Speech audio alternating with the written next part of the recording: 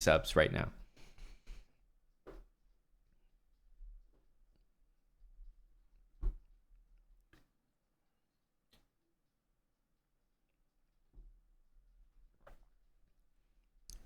I was convinced, Baz, that it was on the harbor. Or like the marina, I guess. Like Lake Ontario, so I stuck with that one.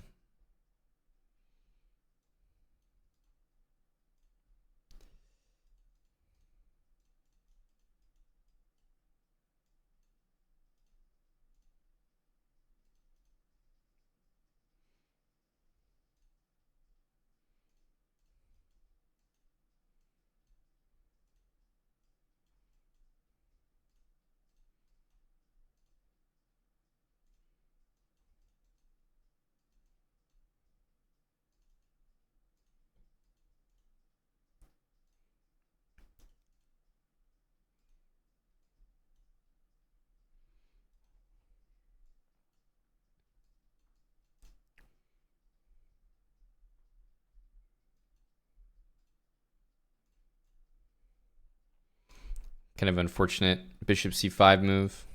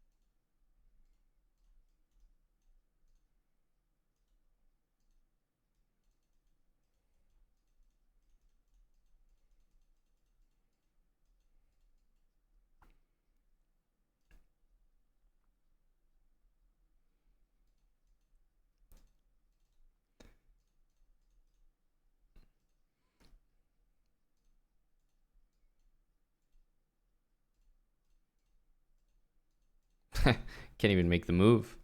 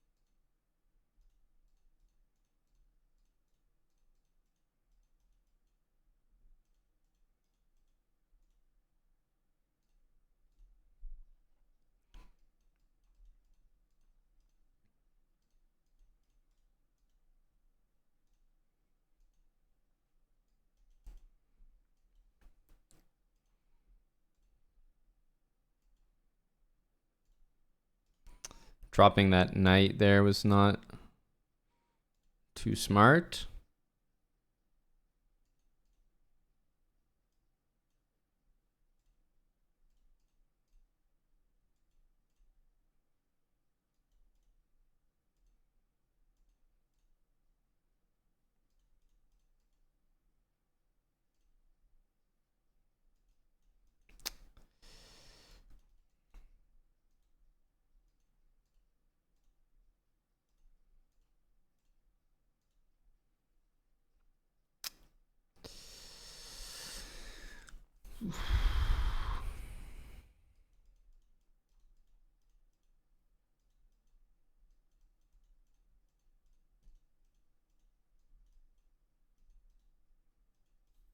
Way down on time.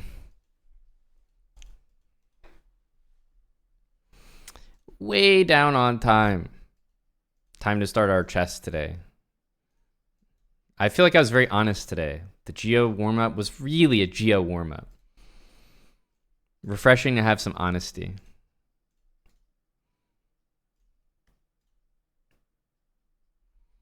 We're really not playing well, though. But that's a different problem.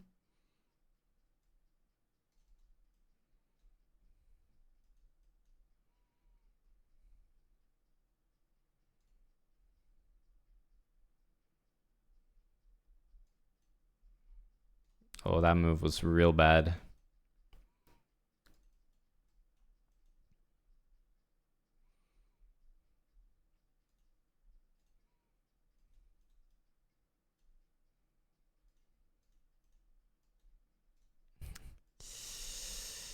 Just handing him the win.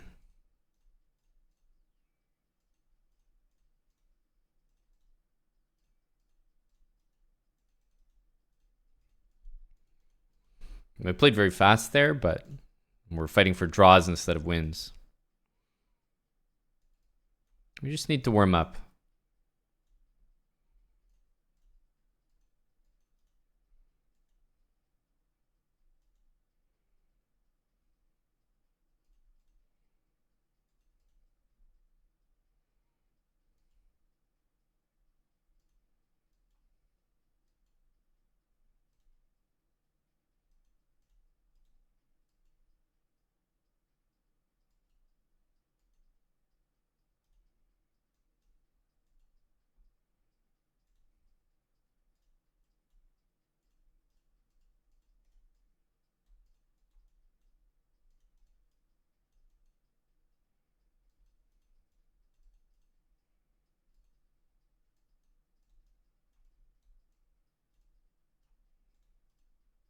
Just have to catch c5. I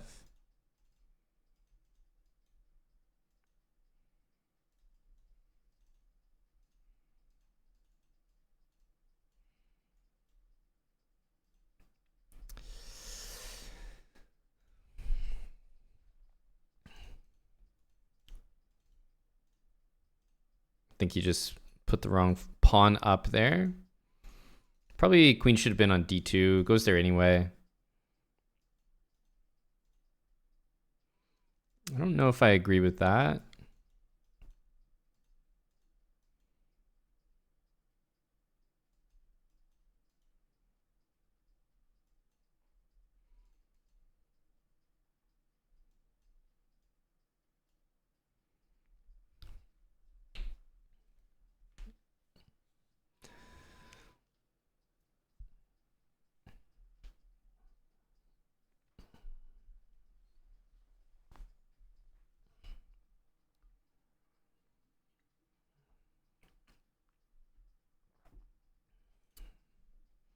We're just heating up. Christo, thanks for the raid there. You got a shout out in. And Rocket Jacket, appreciate the 4 months. England Queen Sack and Rapid and got a few good wins. Now that's impressive. I don't know your rating, but even me pulling that off in Rapid against anyone I'd be thrilled with. Be a good result.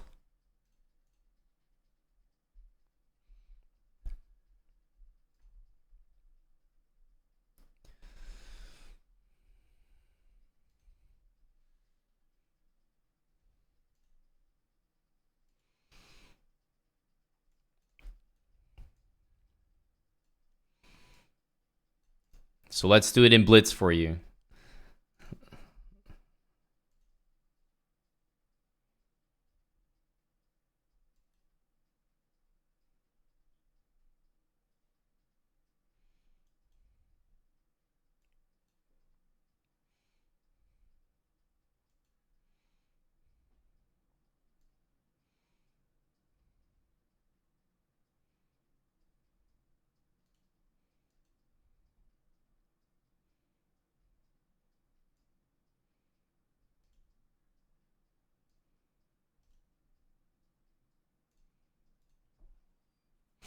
I need him to play c4 for me. Okay, c4 is definitely happening. Unfortunately, this doesn't make a great impression. But maybe we could take and play bishop a6. Let's try this, because I know he's going to play a4. And we can try bishop a6. And bishop takes f1. Because I don't think he wants to let me play bishop b5. Ooh, okay. So he can try this, but I'll play probably a6. He's going to have to sack the rook on that square, I would guess. No, he's still avoiding it.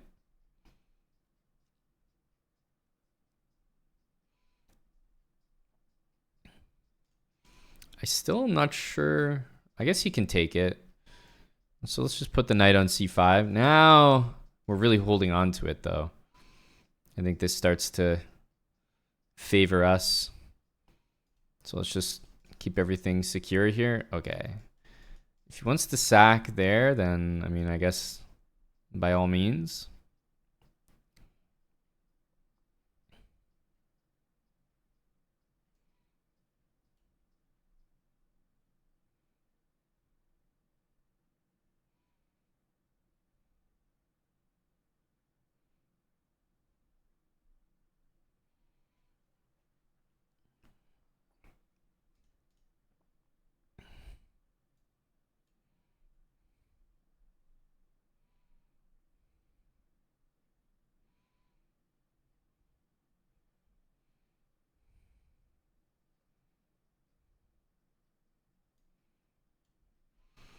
I'll play bishop d8.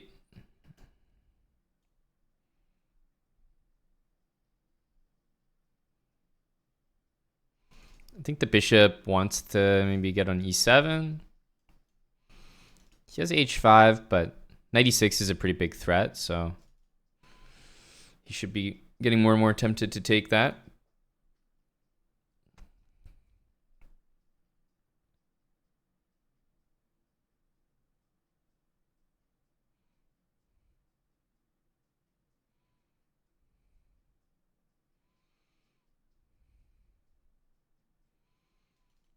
I think we need to take this, even though h5 is definitely, let's say, difficult to meet.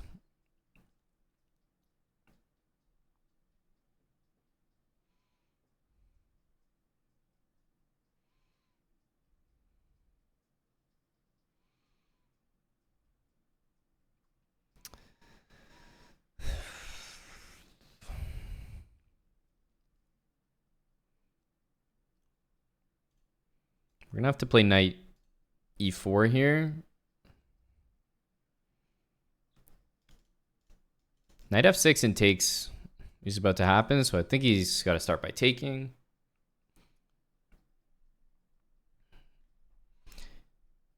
We're taking that, okay.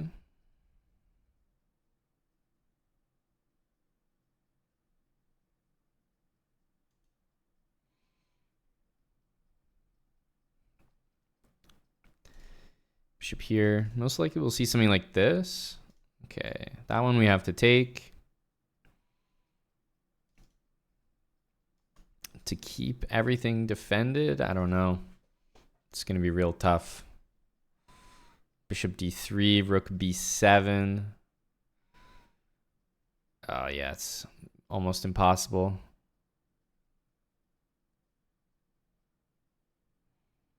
Yeah, we have to stop rook b7, sadly.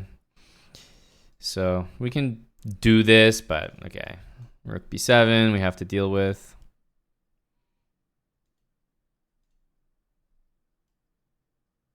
Oh, it can actually take it.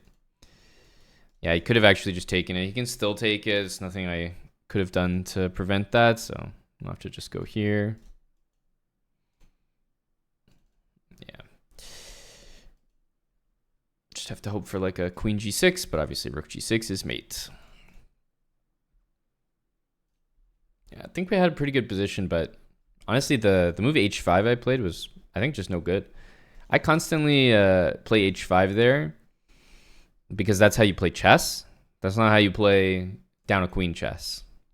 It's just like such a habit when you see someone play h4, you play h5. I mean, it's a very good move, but that's not how you play chess when you're down a queen.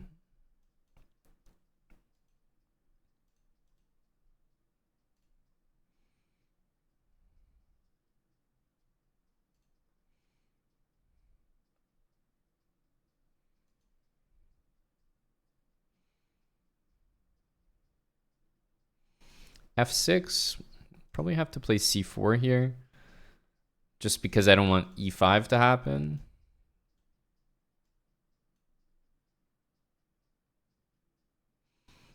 Take knight d5. Yeah, okay. So here he wants to take and then play knight d5. Makes a lot of sense.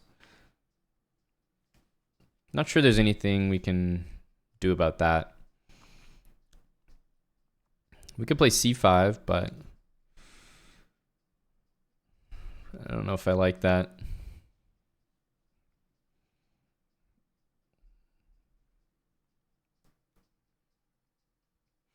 Our knight on b3 needs to be repurposed. Honestly, I think I'm going to call him out on this. Yeah, I'm just going to take there. So he has to go back.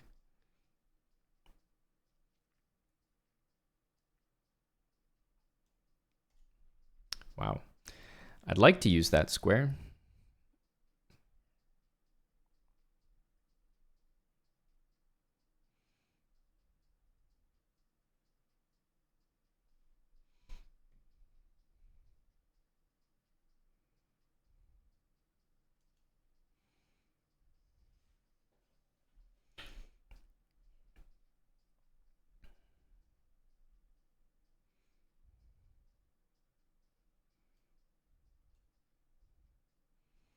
Yeah, we're going to have to see knight f5 here.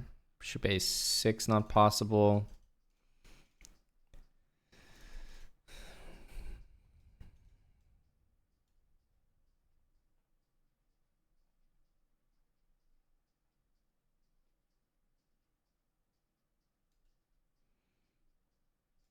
Okay, we are going to have to take this.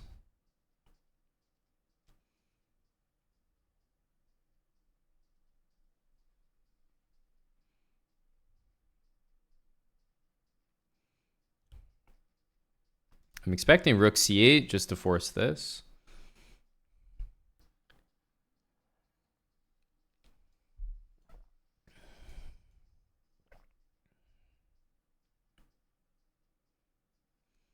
There is danger Dolan, yeah. I don't know where that came from.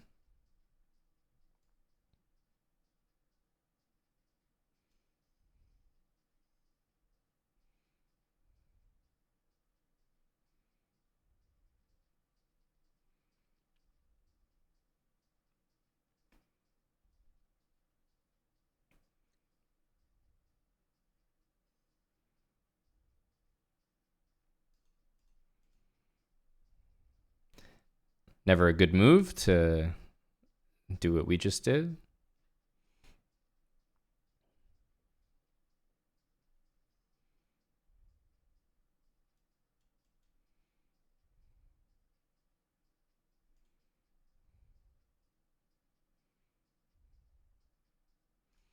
This knight I think I'd like on e2. Guards c1 and goes to some pretty nice squares. So I actually would really like to achieve that. Can't take that just yet.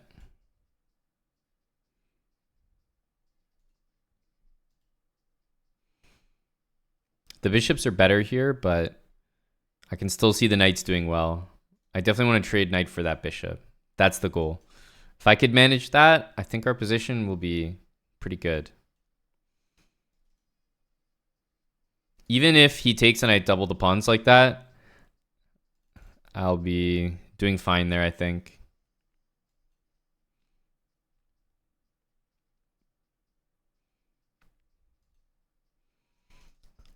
Knight h5 is actually a move I can play, but he just goes here. It doesn't do much. I think I like the knights here.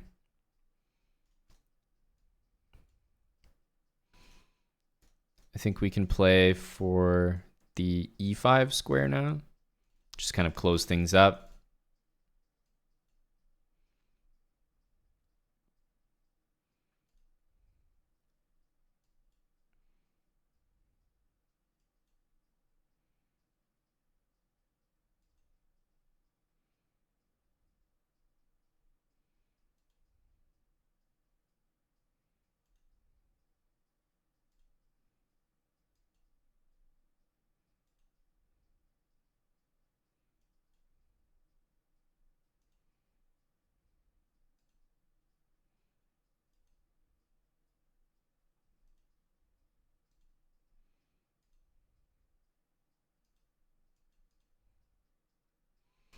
Okay, just need to get around to attack this pawn.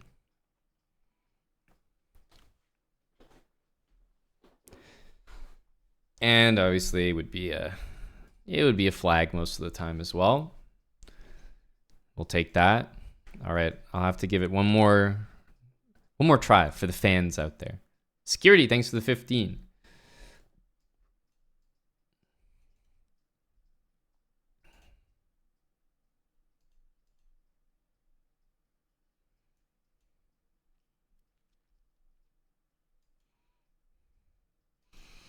I think I'll try just d6 this time. Bit of a different move.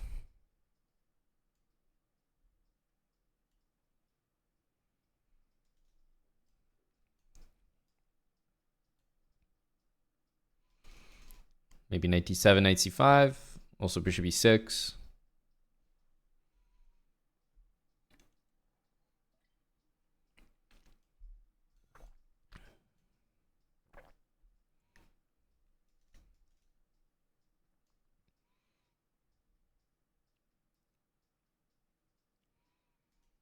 Ideal would be to get this bishop here and then play pawn to b6.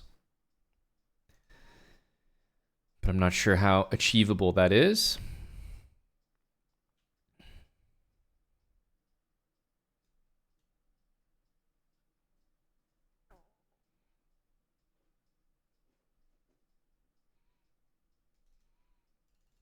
I don't think we want to do that, but this one's coming.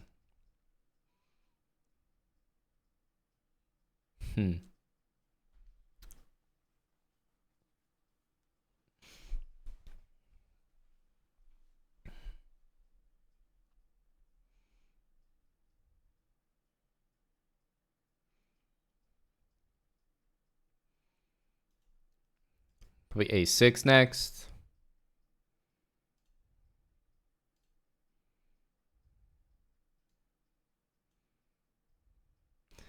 See, we'd really like to do this, but I just don't love my bishop all the way over there, but I am going to do it.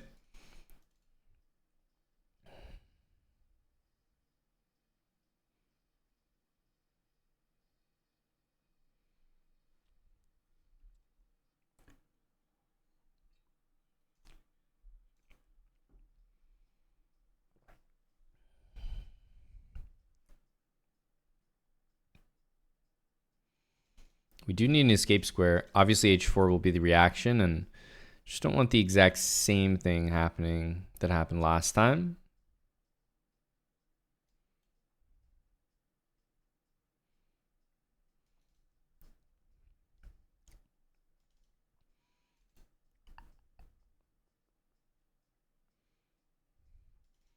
Okay. I do have to play g6 eventually. It will invite that, but... Okay. I really want this bishop here. I'll feel pretty good if we can reroute things. For now, I think we can play this because we have knight e5, but I assume this other rook is coming here.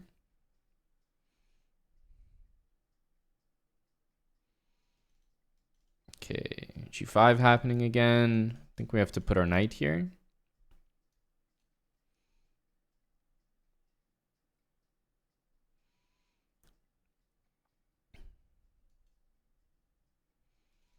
Okay. I think we're almost about to achieve the most difficult part, which is this bishop here. Okay, now rook e6 will add a bit more support. And I think we've done a good job rerouting everything. I can even play f5 almost, very close to being able to just play f5.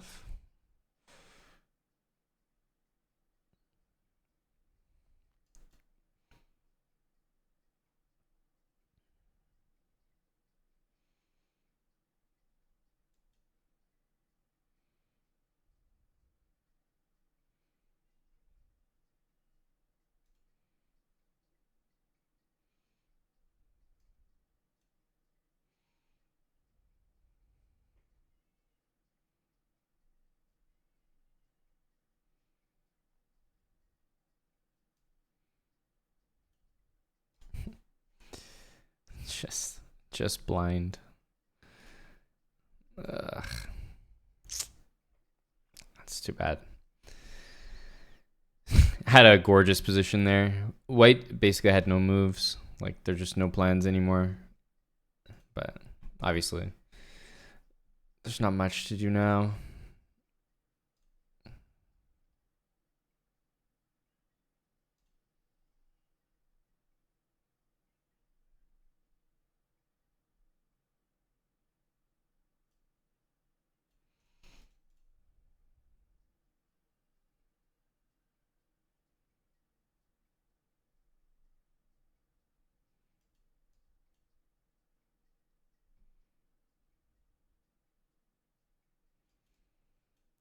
Even f6, there's queen e6.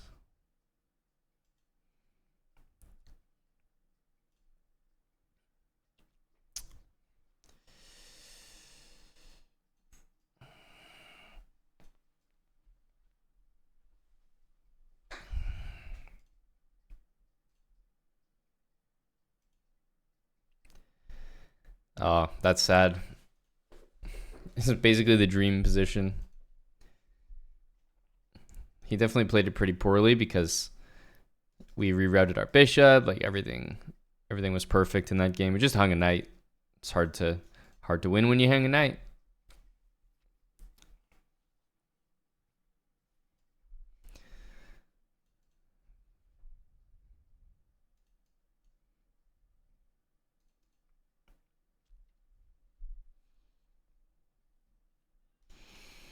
A5 is on the more strange side.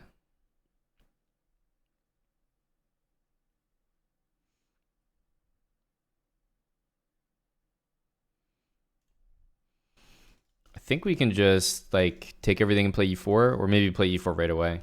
Like e5, e4. E4 looks pretty reasonable.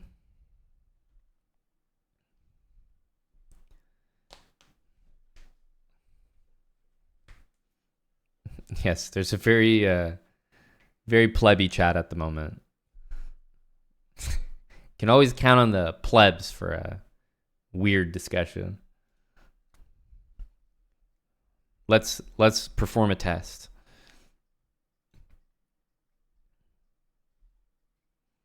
By putting it in sub only, will the discussion continue? Who were the cornerstones of the sub community that were spearheading the convo?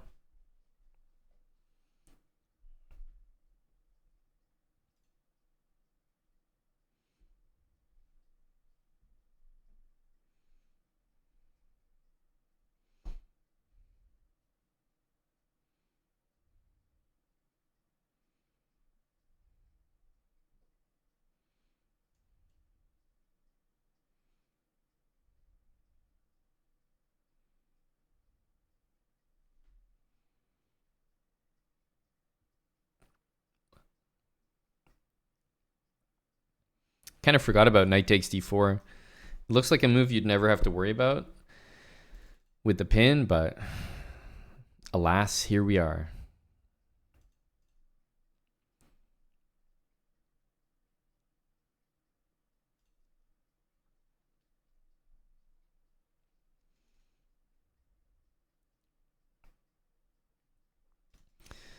The knight is going to move, and then f5. So I'm going to have to play g4. I don't really see any way around it.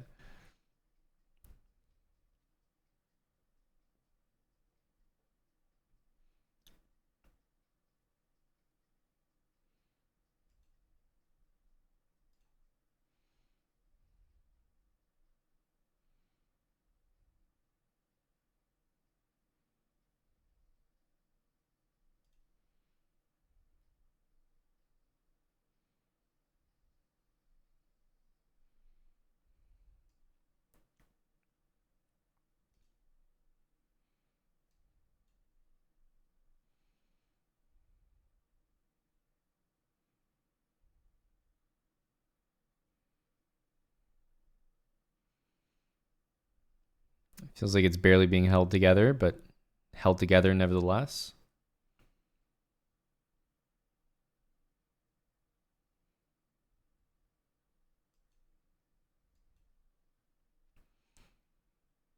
F4 always looks like the wrong move. Okay, queen here, king F1. The knight will be hanging, rook G1 will be threatened. King H8 seems pretty reasonable.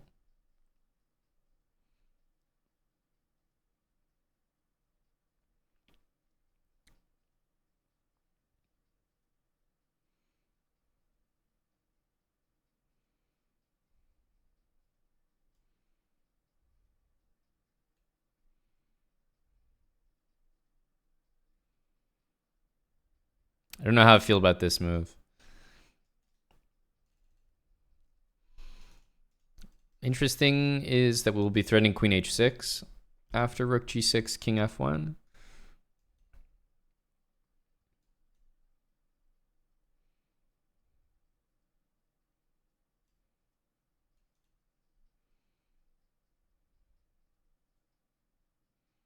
Yeah, king F1, queen A6 did not look right.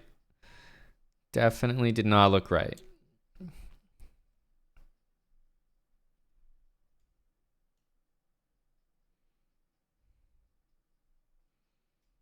Can we take this? No. Not needed. All right, even though these games have gone pretty well, we have blundered a full piece or something in both, so haven't got the results we're looking for.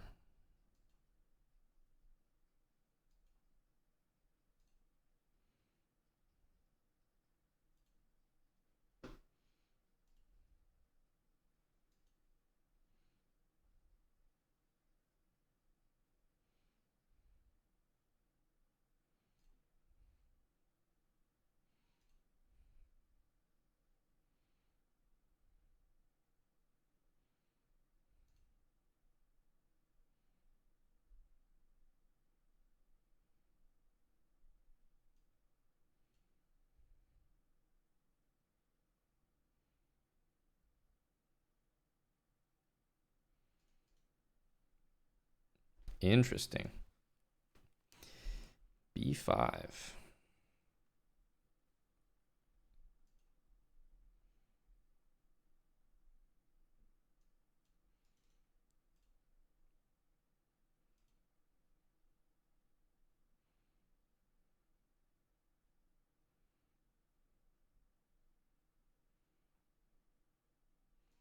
Do we let this happen?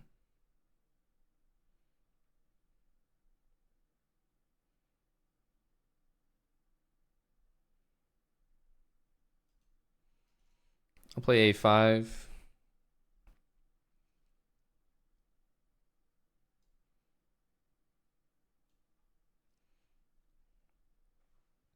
Hello to the Lord Mayonnaise. Could hardly see you there, bud, in the sea of plebs.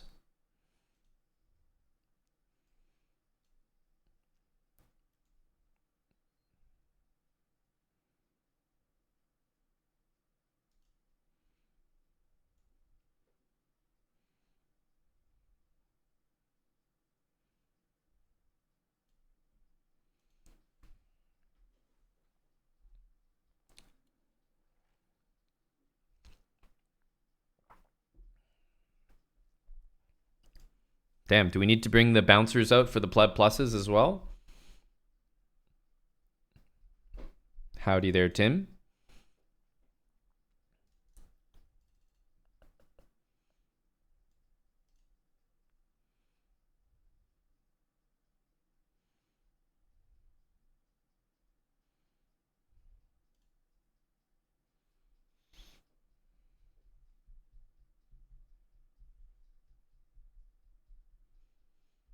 Oh, Eddie is banned. Why? Did Eddie play in the sub battle or something?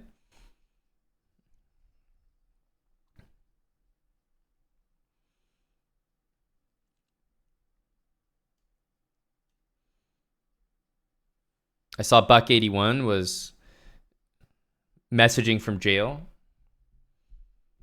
How did the sub battle go? I wasn't there, so, please inform, please inform.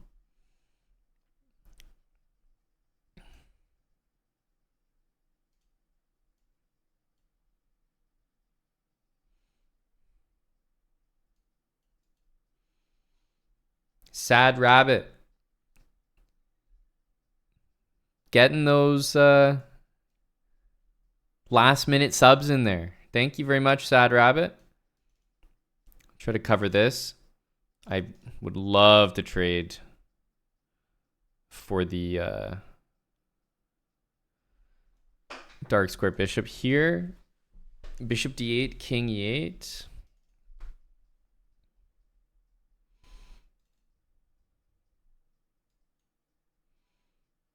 Yeah, that light squared bishop is going to be a complete menace.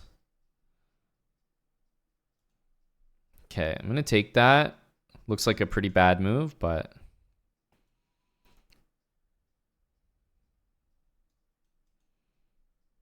trying to be ultra solid, I guess.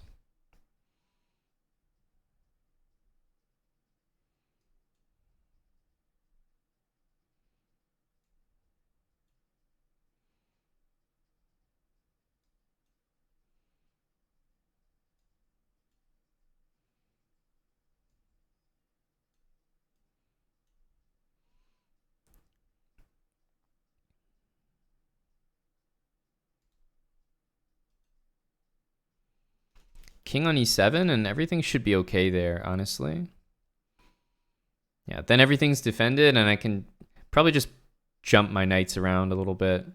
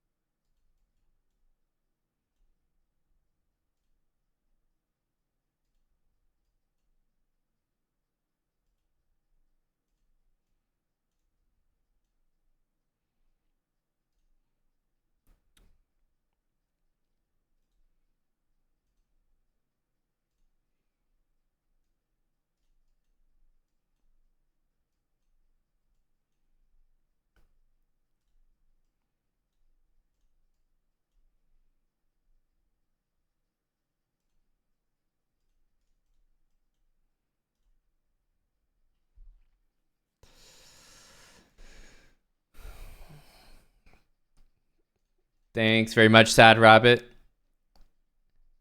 Last call. Last call for gifted subs. Weren't paying attention there.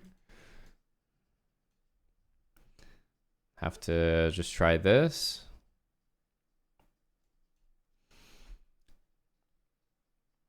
Zoom was lost on move 5. Okay, great, great. Always encouraging to hear stuff like that.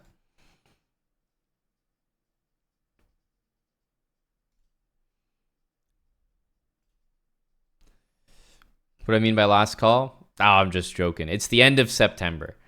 So, last chance to gift subs and have Twitch have to give us a sub and then take half of it back. Last chance. This killer offer won't be available after that.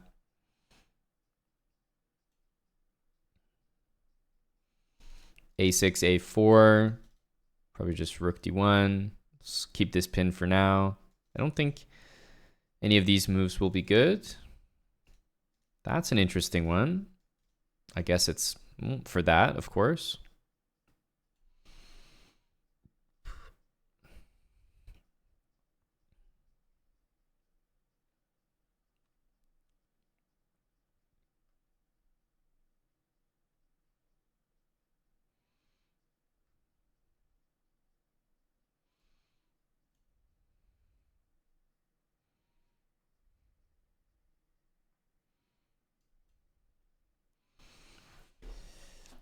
We had Sad Rabbit with 10, AB Shakespeare with 5, Twitch shelling out 5 to match.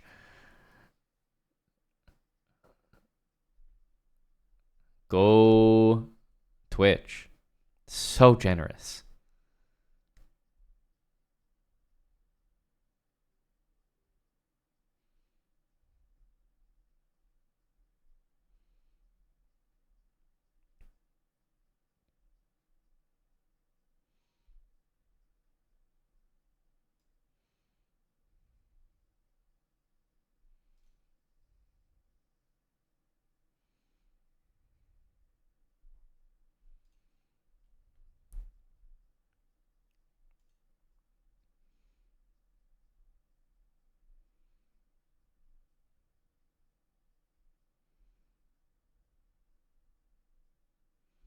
I don't think this is working very well.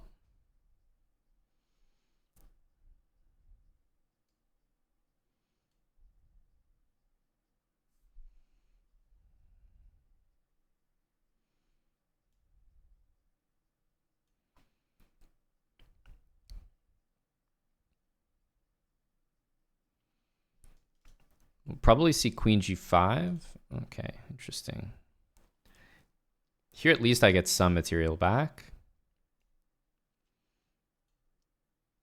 Trying to cover everything at once.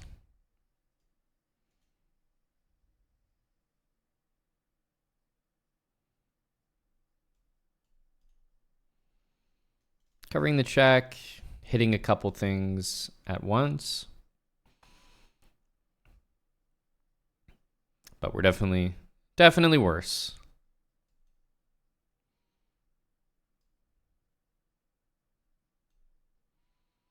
Trying to keep an eye on this to keep the rook honest, let's say.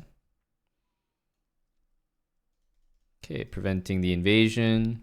And I just want to kind of poke around with my queen. Obviously, we're up against 3 pieces, so we don't have a good position.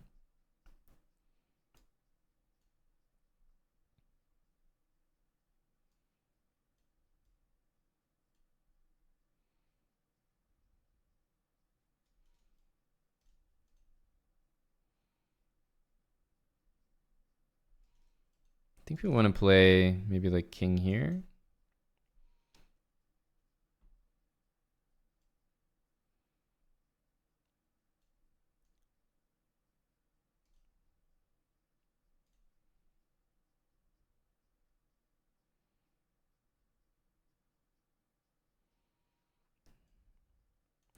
Everything is covered, isn't it?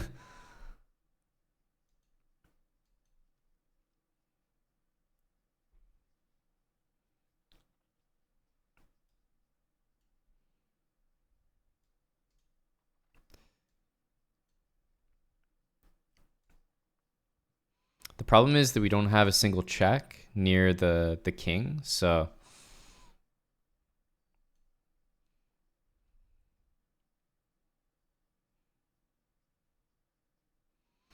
yeah, it's pretty impossible.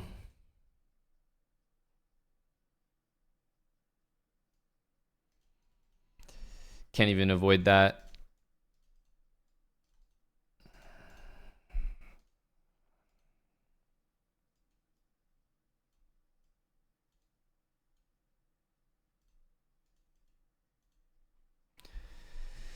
Hey. Thanks for the 100 bits, Sad Rabbit. I don't think the people are ready for that. September and Kicktober. Yeah, this entire October, for every gifted sub on Kick, we will receive 1 gifted sub on Kick. Get it now while supplies last.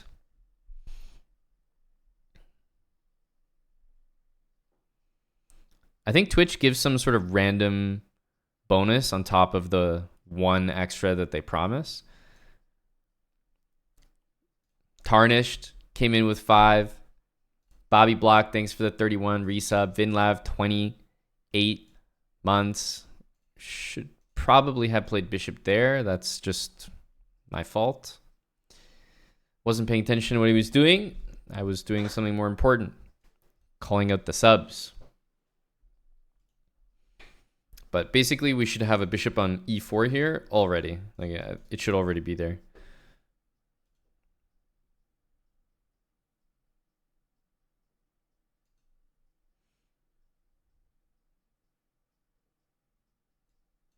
Okay, I think that's probably not the best move.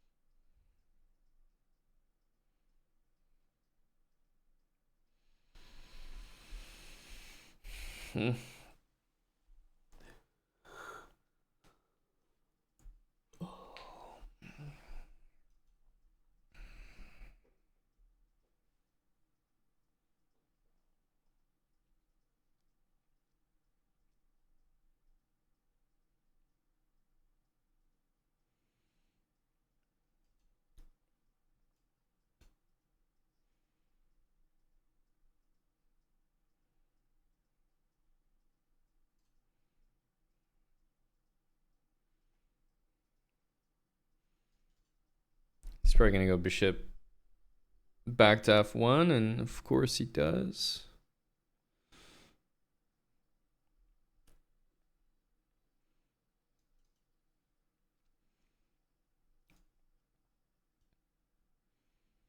e4 here, I think, is a bit wrong because the bishop still needs to be dealt with.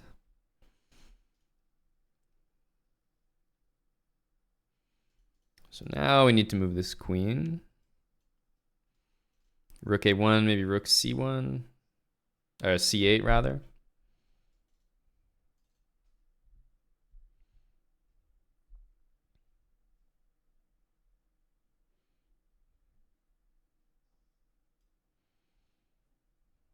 I guess he can play that same imbalance again. Probably shouldn't allow it.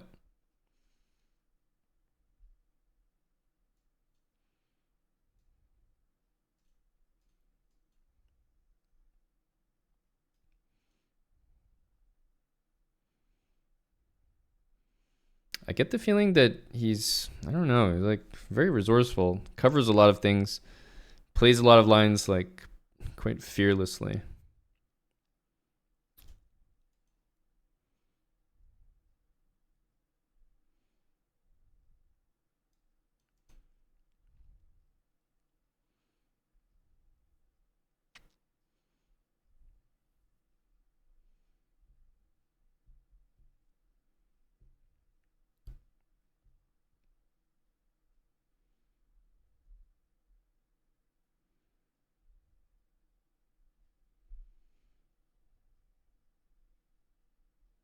Like this move, like this is what I'm talking about. Moves like bishop d3, like he takes the time and he really just thinks a move like this through. It's not a move that looks like it should work. It's crazy.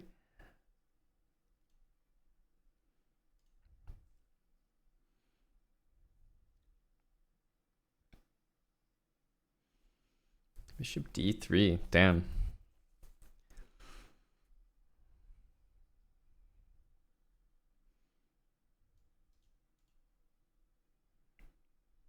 I don't think we can trade queens there. He's playing a bit too surgical for me.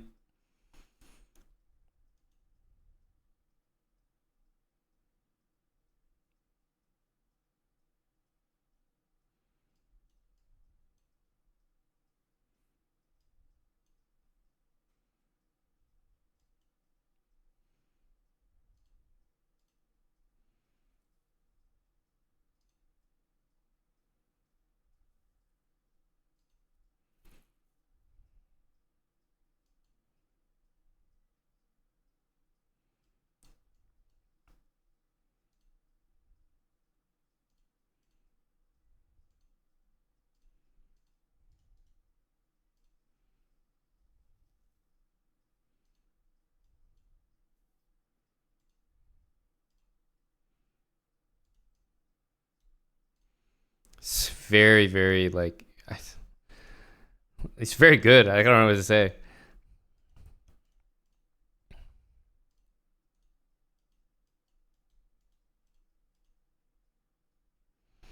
I don't think I've won a single game like properly. Fuck, this guy's very good. He's the problem is like I'm playing not very well right now. I'm playing, but I'm not thinking things through. And every time that I don't think something through fully, he's taking the time and he's finding the reason why. Like maybe I just play a quick move like knight somewhere, bishop somewhere. And I'm like, okay, this bishop d3 move doesn't look like it should be played. Like it looks a bit suspicious. You have to calculate like, I mean, bishop d3 was like hanging a full bishop in two different ways. But then I calculate every line there after he plays it and he takes his time to play it. I'm like, well, shit, it works actually. So this is a very dangerous opponent for me at the moment because I'm not calculating very well. So someone like that who's actually playing very well, that'll be the death of me. Yeah, like I was just not playing even close to as well as him. I was only winning these like stupid time scrambles at the end. Not a good feeling.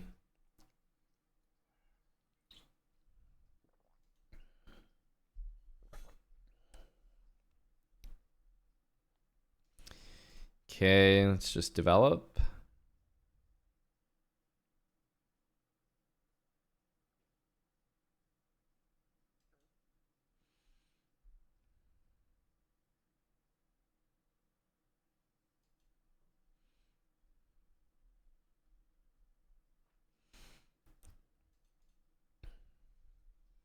Yeah, at least the reading was all right. That's true. Gotta look on the bright side here. Right here, we'll just drop the bishop back. I think I do want to play this.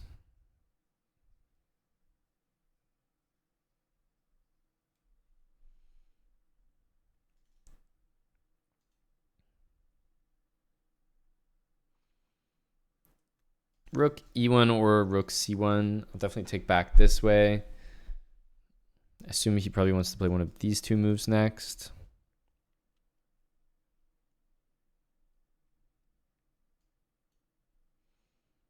Let's go here, maybe A6, bishop B5.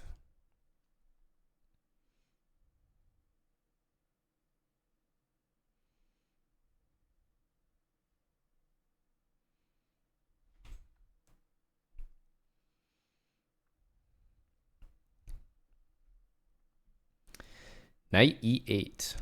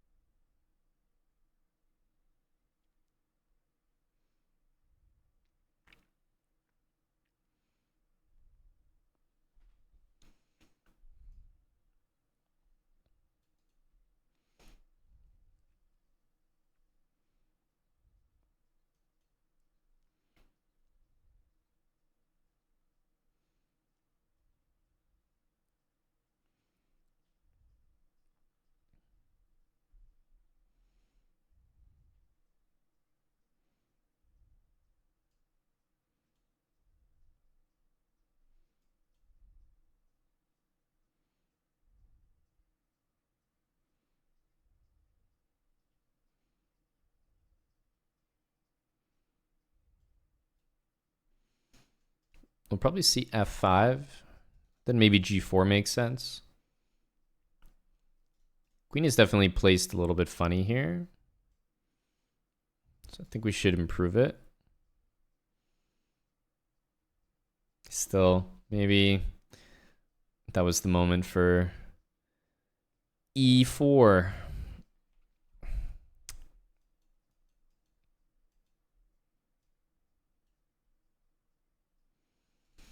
That also could have been the moment for A6. We're gonna have to take. Okay, and if B4 rook C5, although you're taking here, I don't think you're defending C4. So that could work out quite nicely for us. It goes King H8. What the heck is he planning with that move? I do not understand that. I assume he wants to go here. We have to go rook C5. We have to go here now.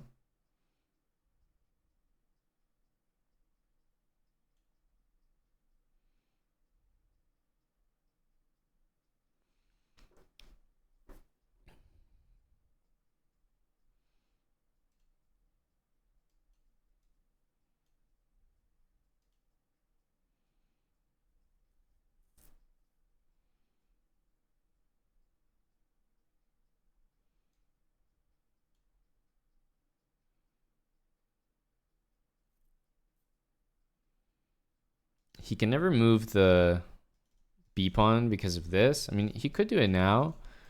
That wouldn't be crazy. I think I'll play rook e5 there, though.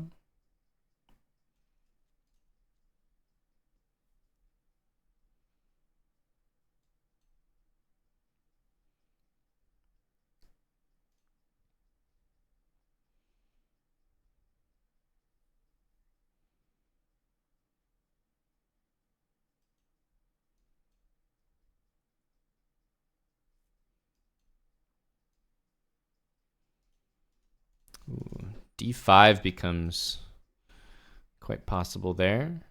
Now we just push, though. Yeah, I think he's lost. Just got to go rook g1, maybe. Just go here.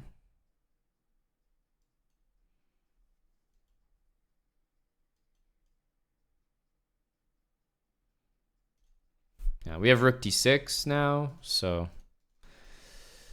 even if he gets the rook to the d file, it's not going to work. I definitely didn't see that the whole way through, but it kind of just came together. I definitely felt good about this. And then when he went for this, yeah, I think a6 and rook here is a decent try, because now rook f6 threatens d5. That's what I didn't notice at the time, but as soon as I played rook f6, I was like, wait a minute. This is actually a serious move. All right, there we go. Little KO, little 2800, and a little 5 subs from G Madrid.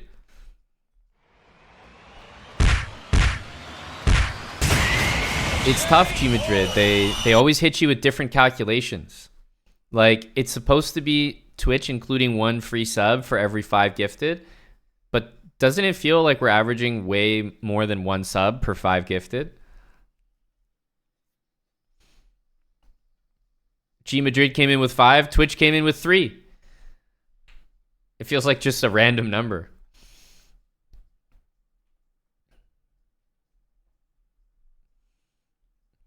You're talking about me, Arctic Bear? Indeed, indeed. You got 14 for 10 the other day? Jeez. The deals are flying off the shelves.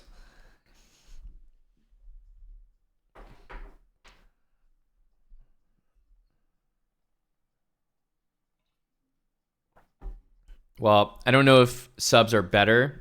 I think they're still worse, even with this promotion. But it's September, so subs are better. It's all about the sub love for the final day of September. But obviously, donations in general are always going to be better than a sub, which on Twitch we get, half of. So that's why we're on Kick. If you sub or gift a sub on Kick, we see over 90% of the sub, 95.5 versus 50-50. So it's quite a big deal. That's why the Kick subs hit different than the Twitch subs.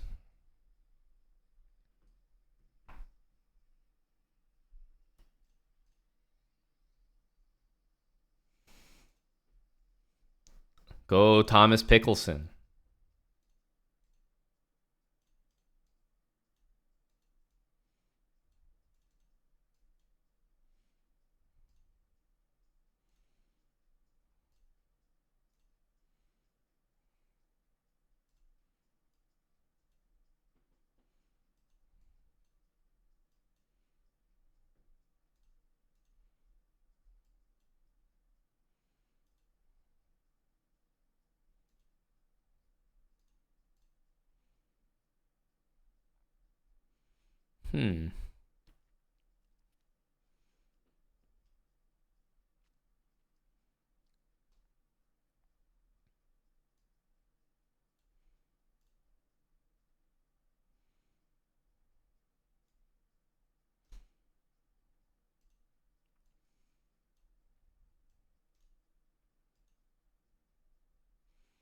That was a move I was happy to see.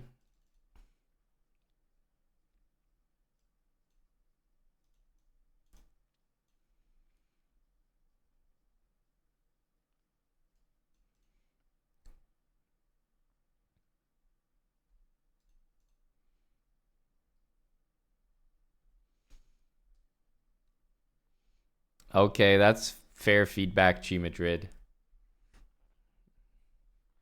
We got to get the counter working. Noted.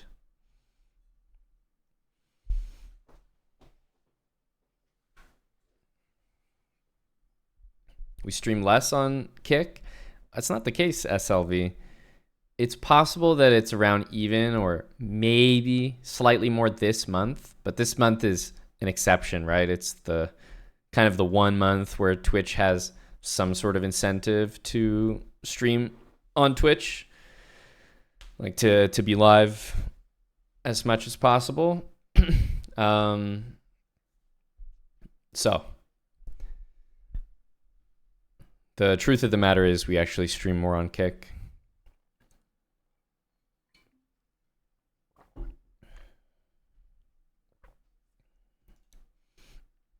All right, the guy only wanted to play a few games. If we play well here,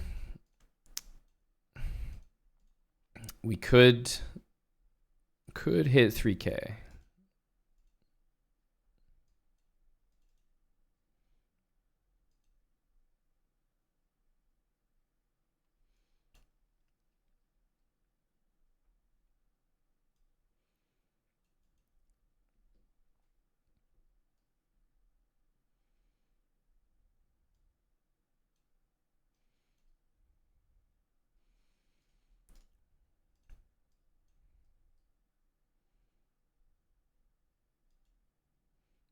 I don't even think he necessarily knew that was that was hanging there.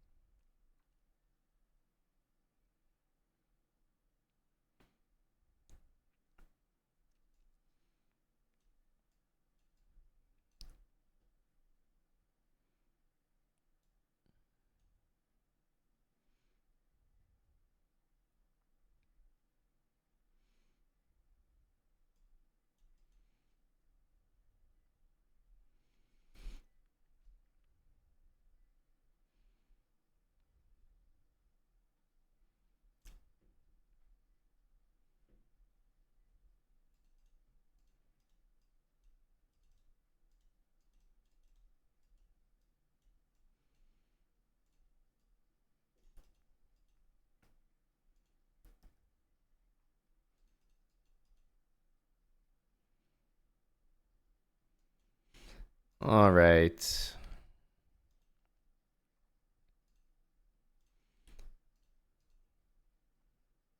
Yeah, B4 makes sense. We have to go here. He's probably going to be interested in C5, although I'm not exactly sure why.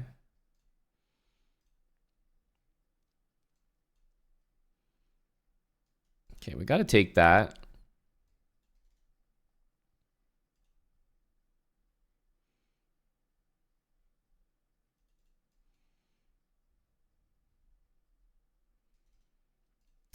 B5 is definite, like if he plays rook B1, B5 is a move we need to take into account here. We got to take, I think.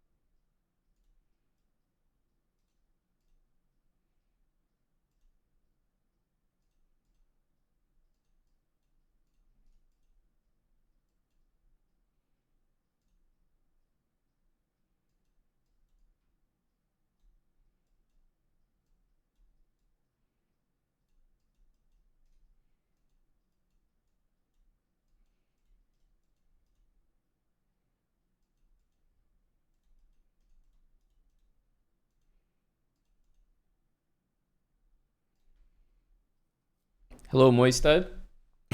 What, you think I don't stream on Mondays, dude? Come on. We're live on Monday.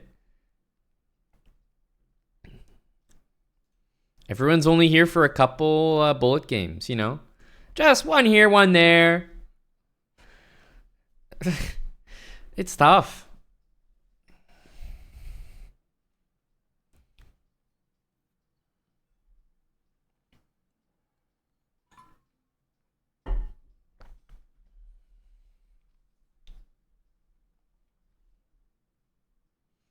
It's the last day of September. That's what I'm trying to tell people, G Madrid. Guys like Moista just don't understand that.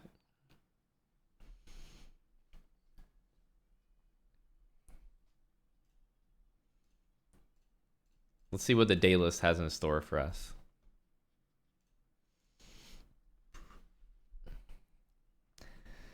Not too much if we're being real.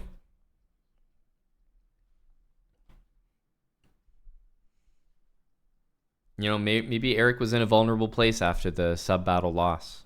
It's quite possible. The Dutch.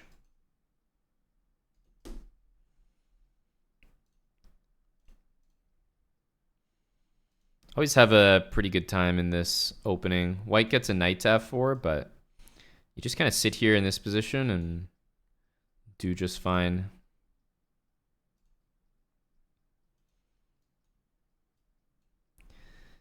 What he's doing there is not completely crazy, believe me. It's definitely bad, but you know, he's he's not insane for that.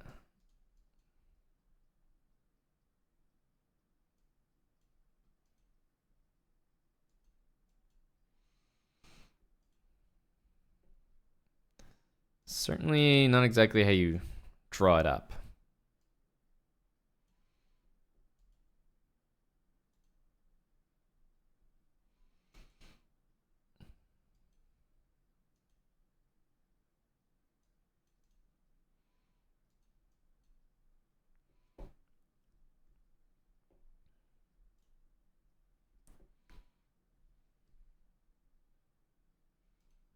Go Salty. Thank you, Mr. Salty Clown.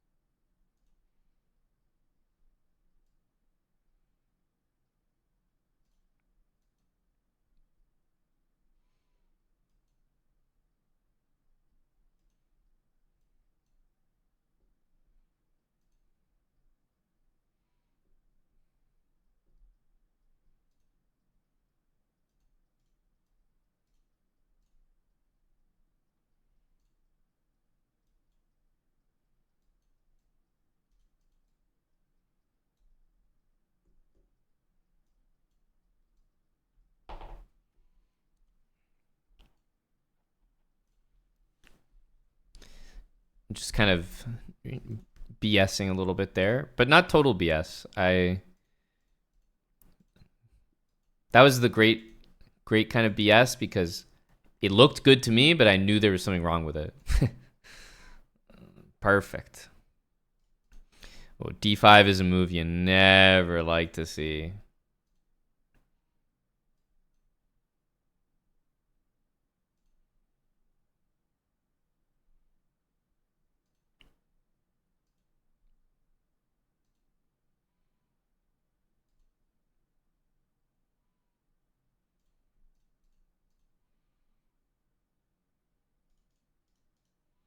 I don't know about that move.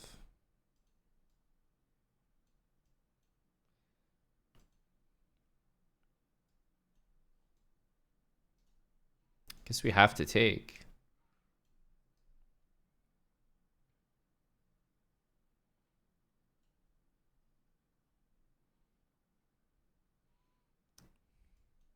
Yeah, knight h4 is a little annoying there.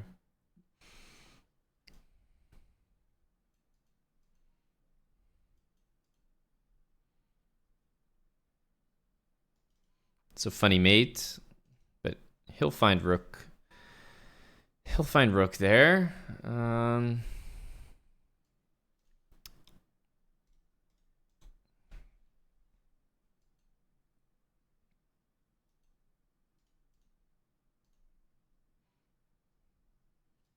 Whoa.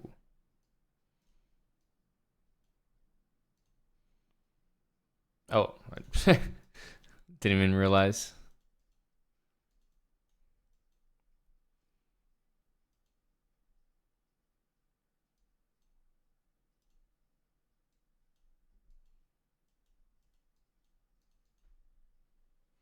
Damn.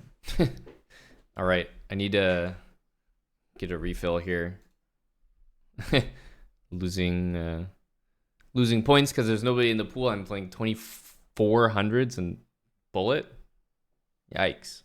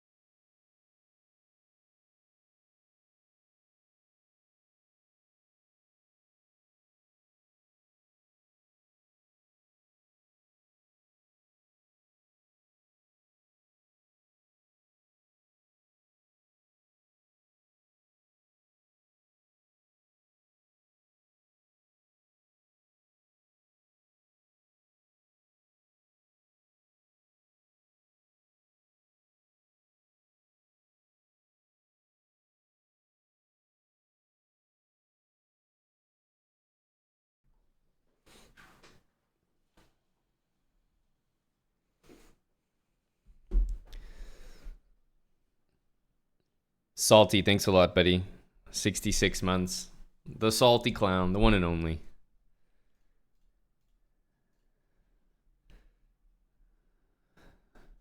Oh yeah, maybe we should, see if the plebs are back on decent behavior. Let's see here.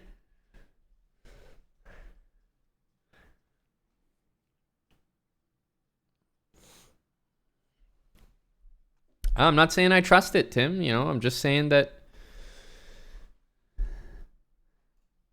they deserve the benefit of the doubt, just like any sub. Everyone deserves a second chance.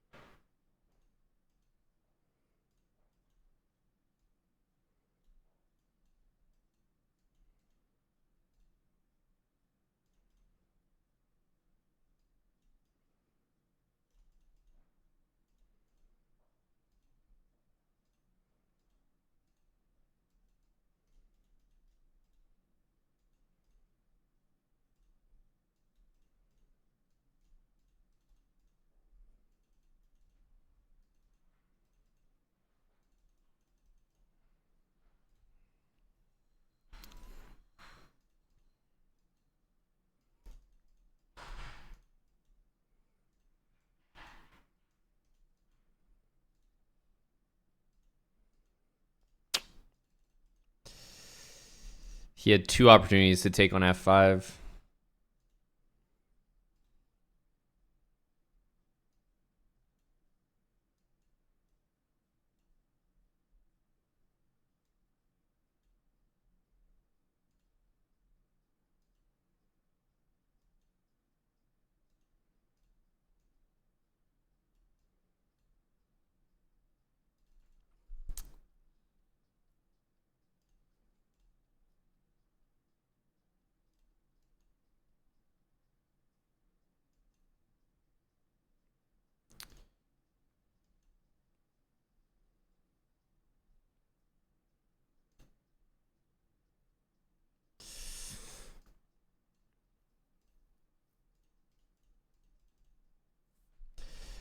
It's nothing after king h3, sadly.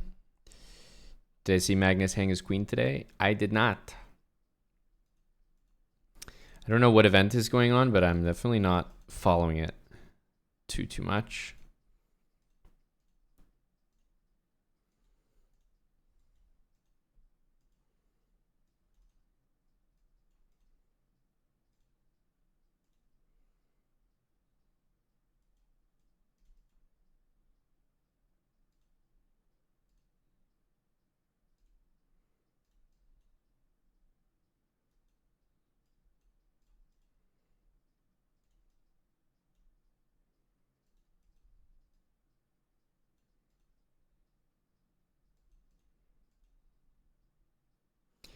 Should be a very good endgame here.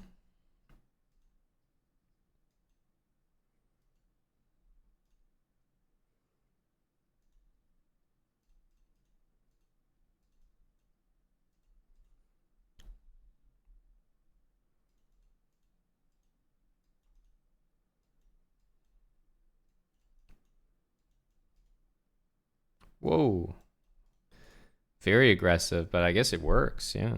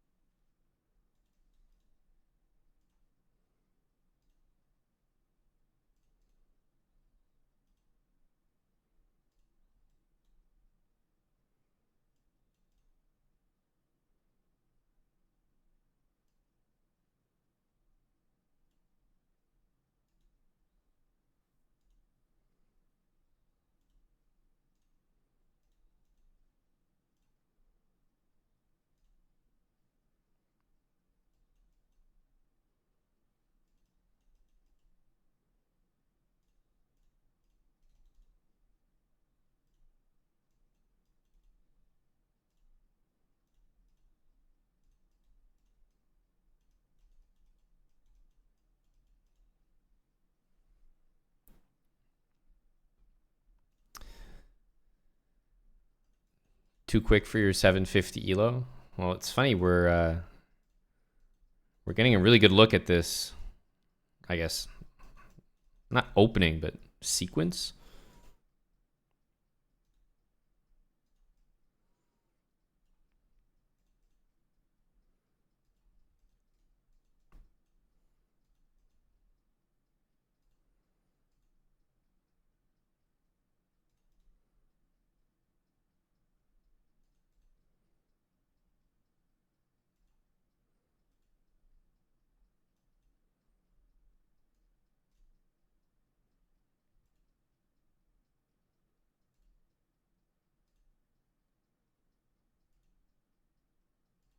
I'll take the draw there. We're down a pawn, but definitely worse. Or sorry, we're up a pawn, but definitely worse.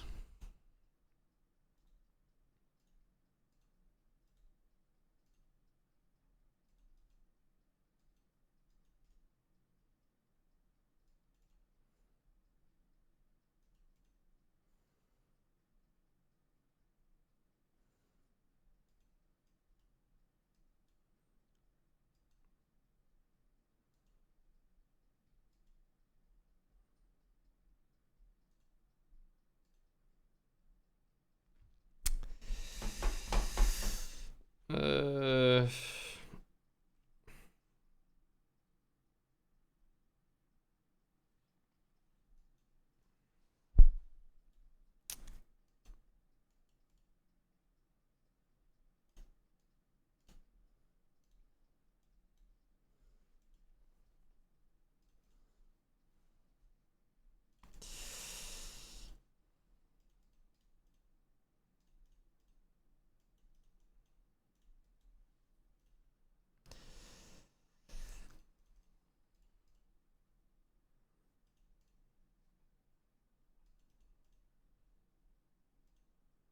yeah, I think he liked how that game went.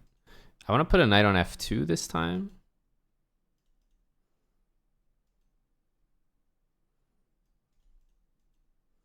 Just going to go c5. Ooh, okay. No, this should be very good for me. Knight on a7 is terrible.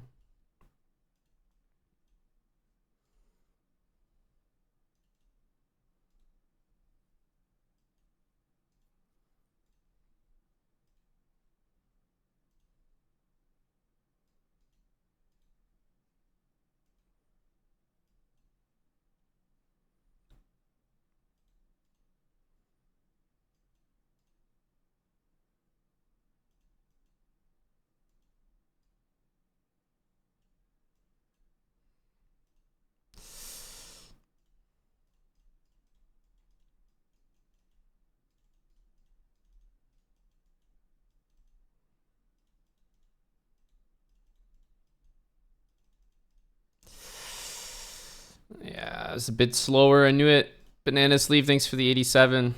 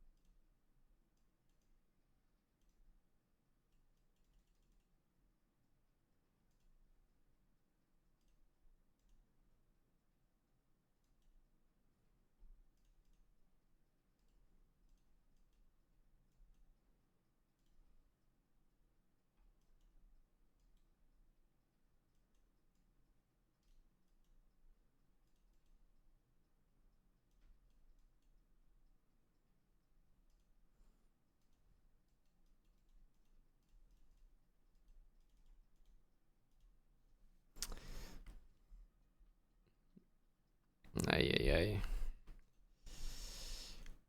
Oh, I forgot e4, d3. I've been liking those positions.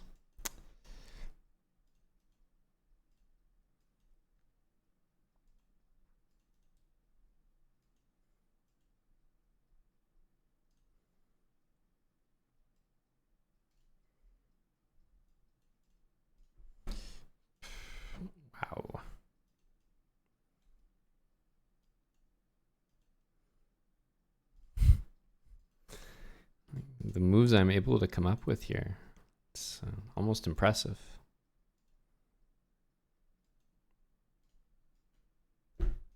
How do we not play queen takes f7? I'm only happy that the queen on e1 was actually covering e8.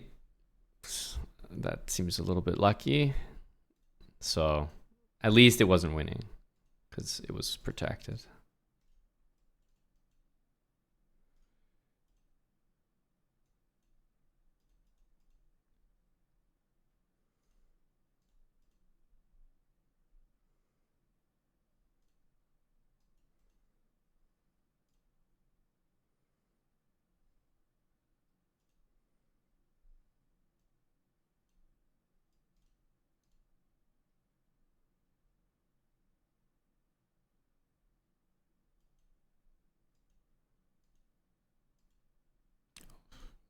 Didn't even notice that.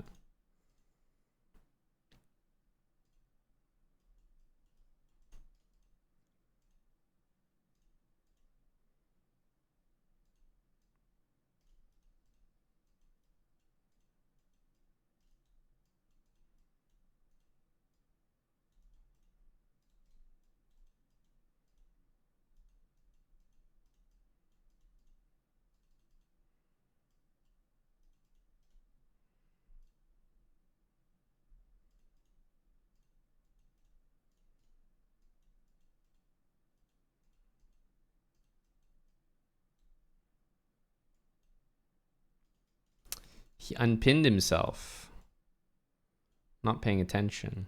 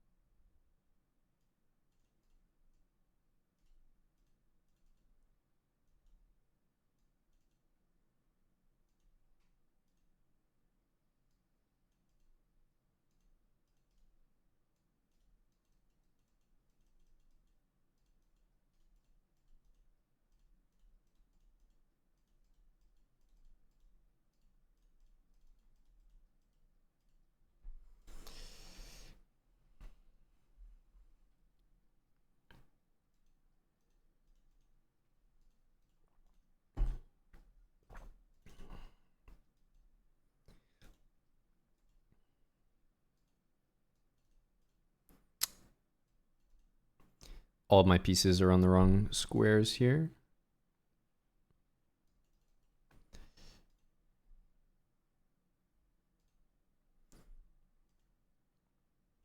I think he should have just taken.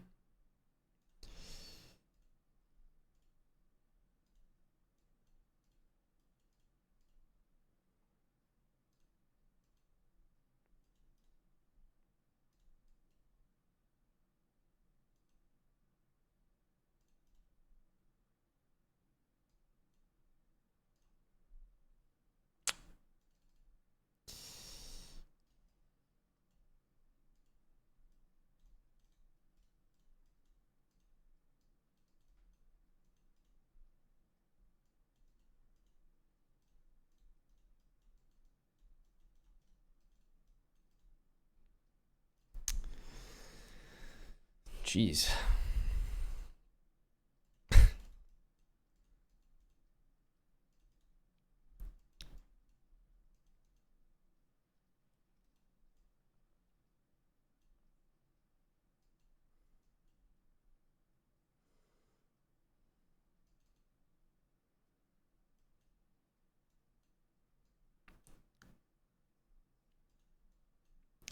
This interesting one by me.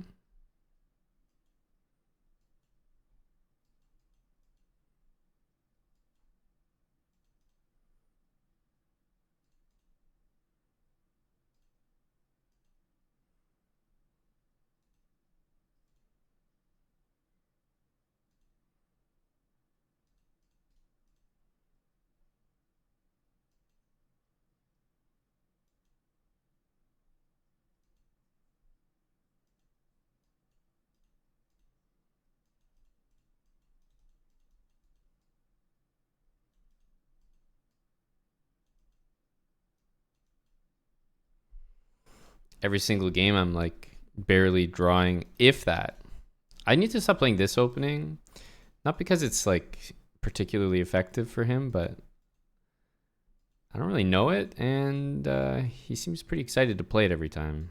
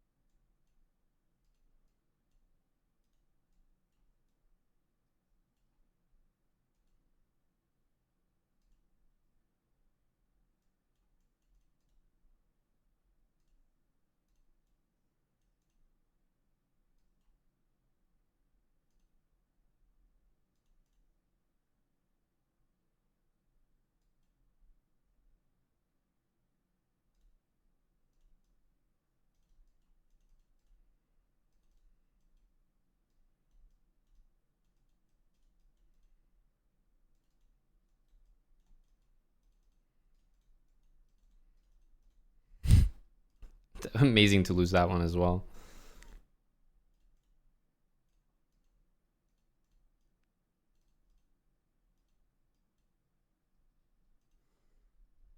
Bishop f8 made sense there.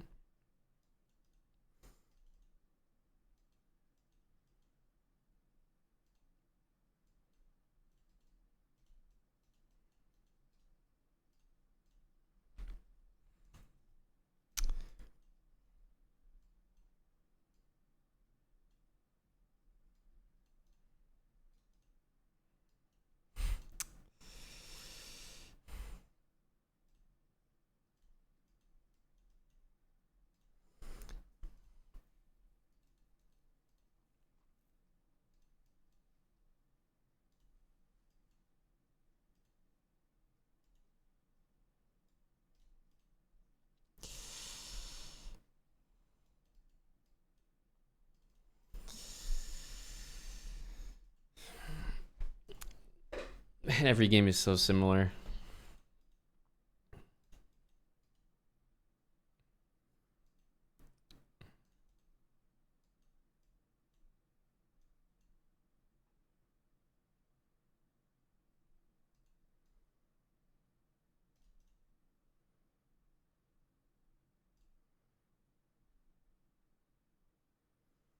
Jeez. Just gonna be down a ton of time and probably be losing our queen here, I reckon.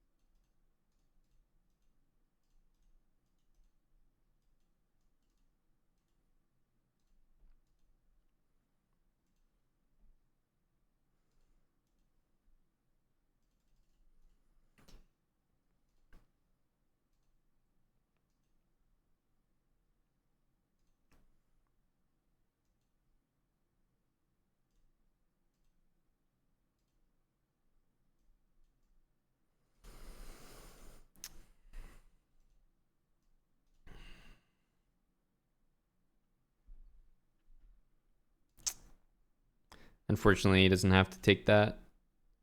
If he did and my bishop made it to d5, then maybe we could defend, but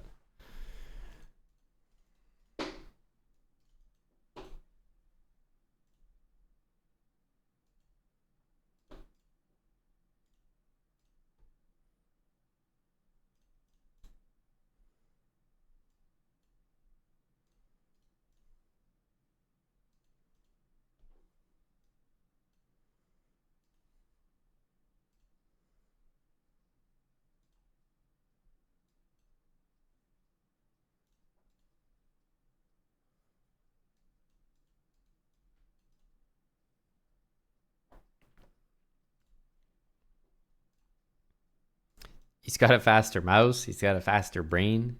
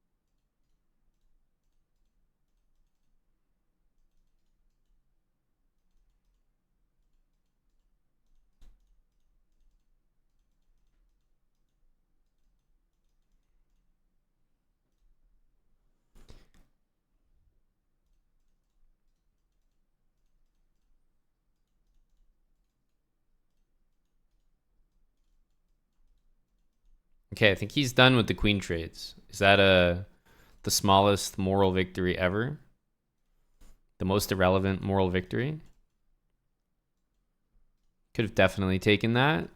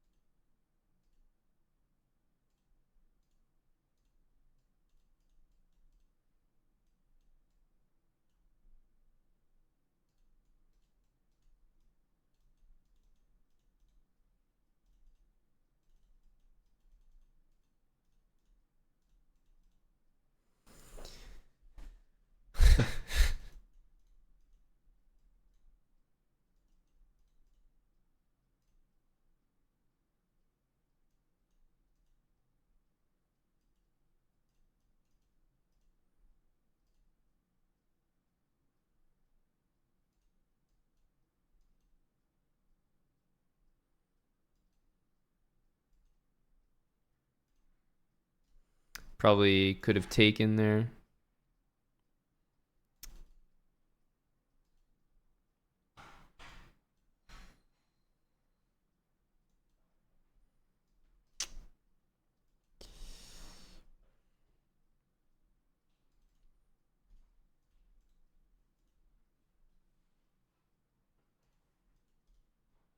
Yeah.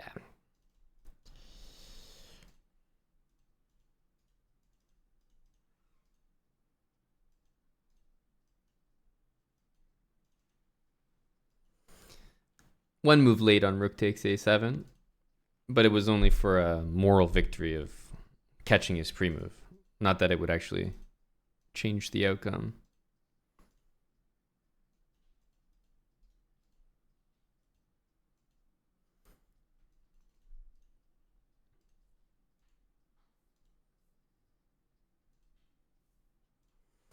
Holy, that was bad. I'm not even like, moves aren't even making sense here.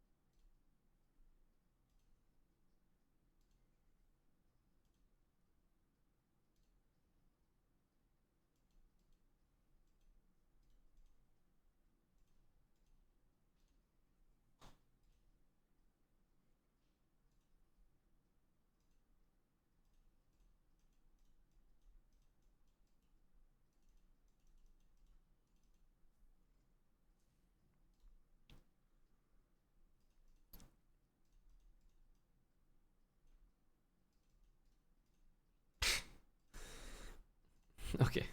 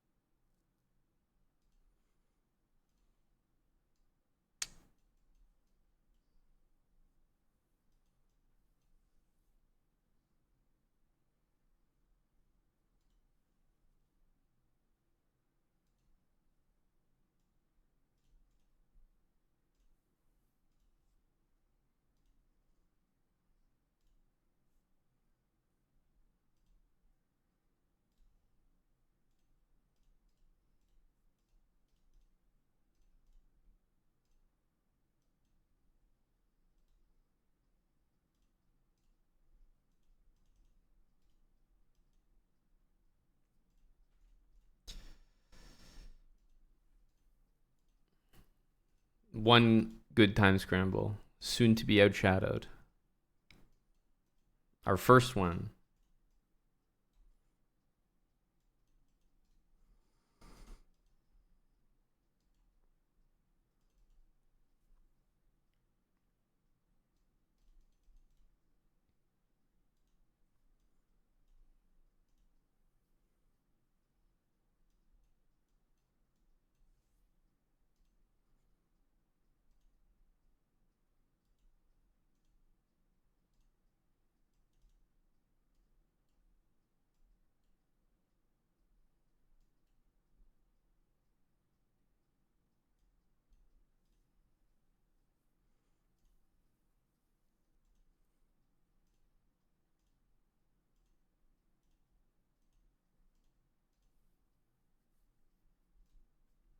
Didn't even look at the time. I'm never up on time, so just assumed we wouldn't be once again. Which means I'm starting to play faster, whether I'm realizing it or not.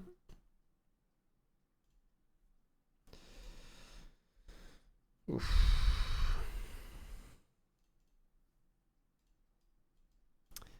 This is a bad game.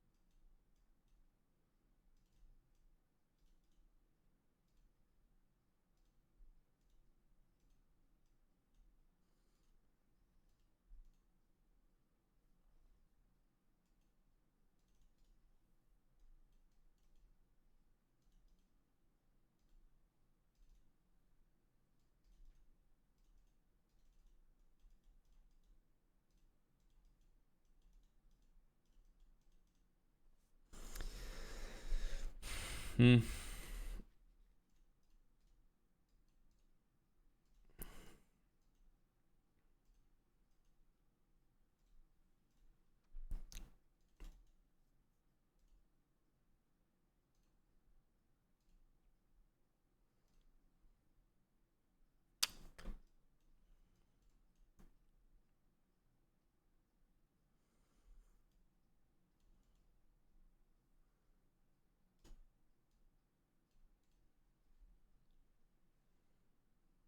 We have f5 if he moves the bishop. Still have f5.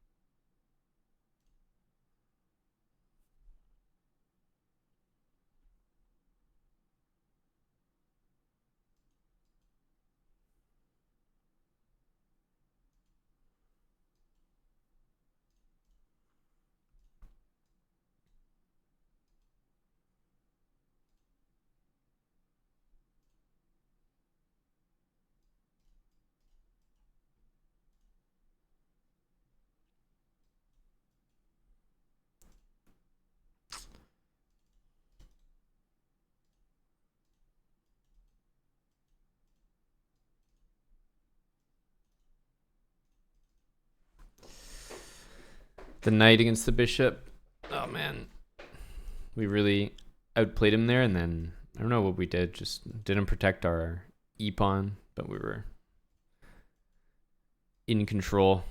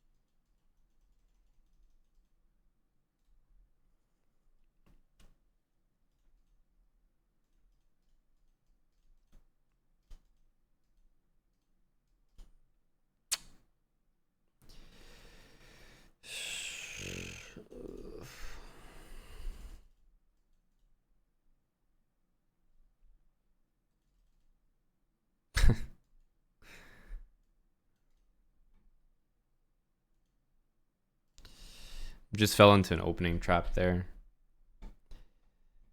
Thanks for the 31 unsee.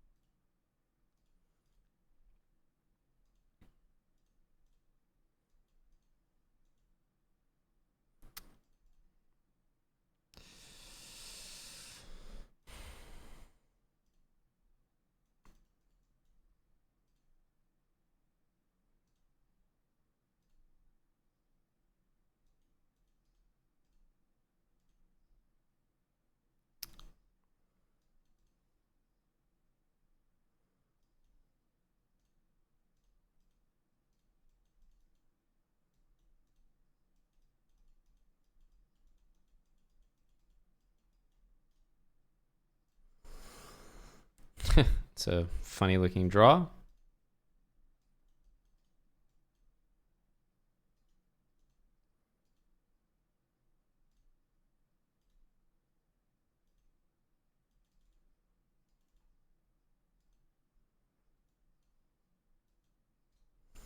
It's another funny move for me. Bishop e6. We're definitely going to lose everything here. I clearly didn't have any clue about how to play that position. You could just tell.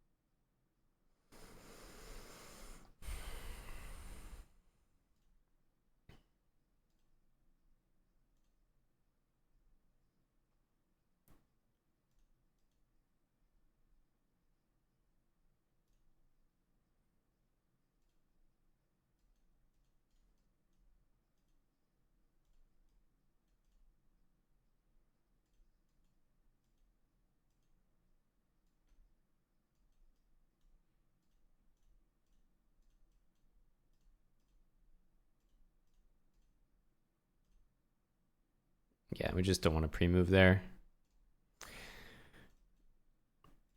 The only way you lose those games where you're so clearly winning like that is a bad pre-move.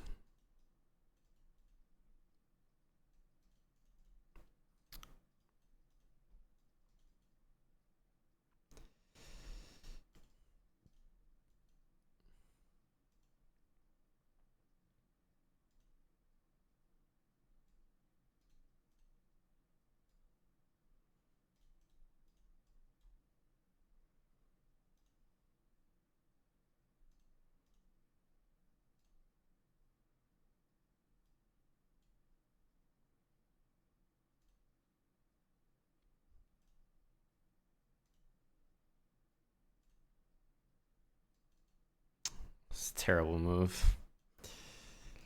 No, it doesn't even win the material I thought it was going to win.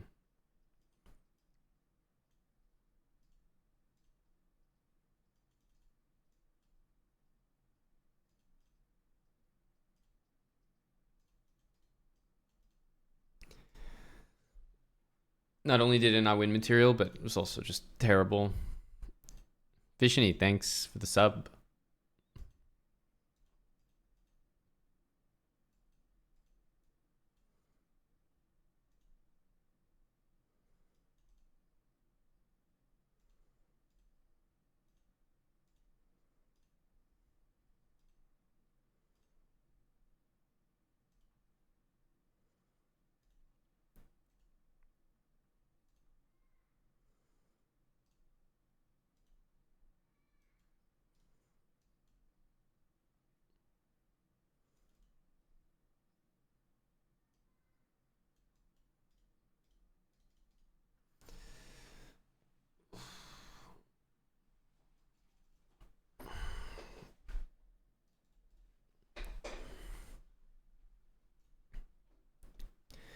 Losing a bunch of random games.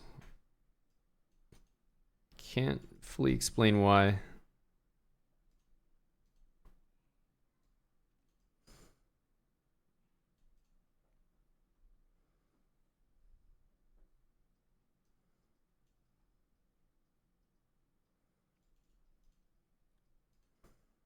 Okay, this game is definitely a lot better.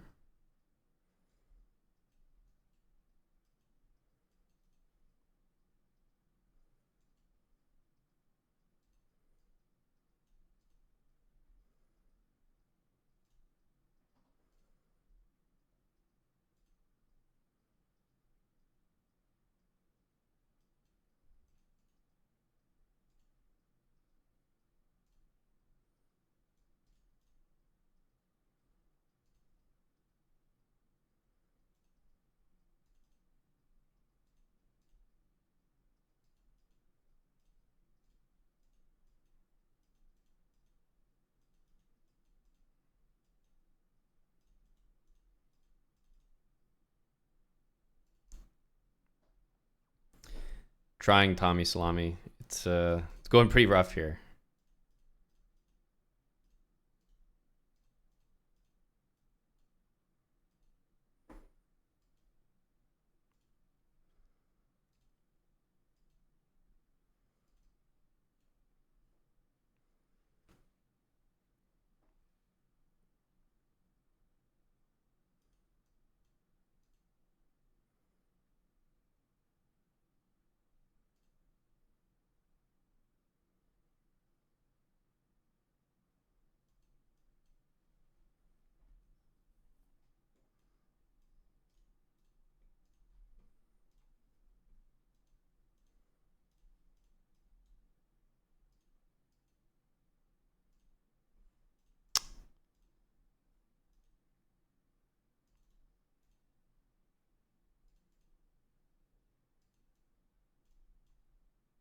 As check.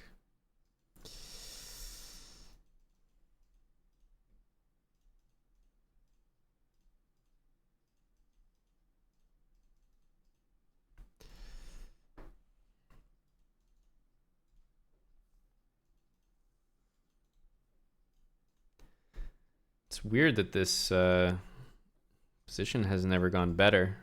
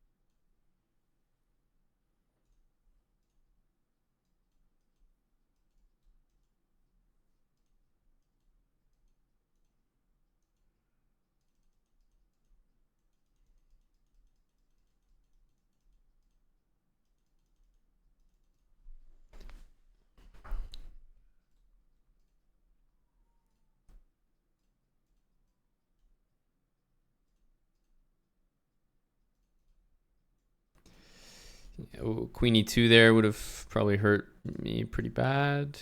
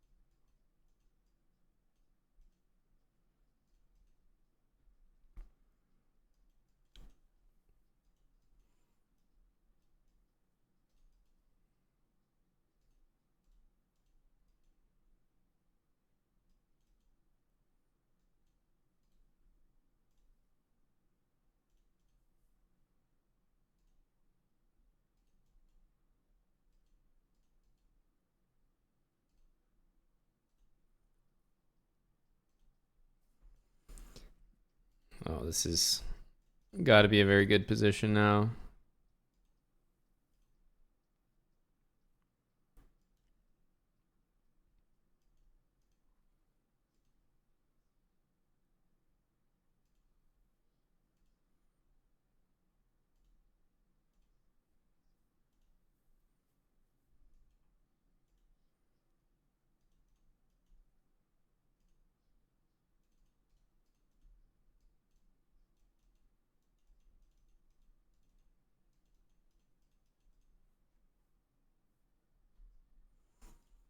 Can just ignore the bishop whenever you have the two queens. I say whenever you have the two queens as if everybody has two queens all the time. It's definitely an uncommon position to be in.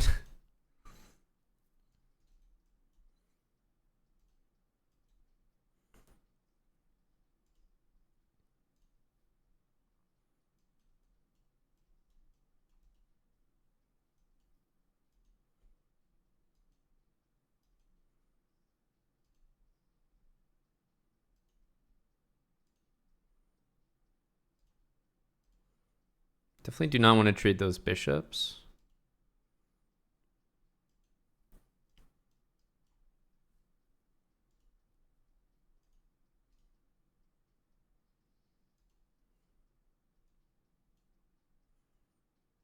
Okay, this is very good.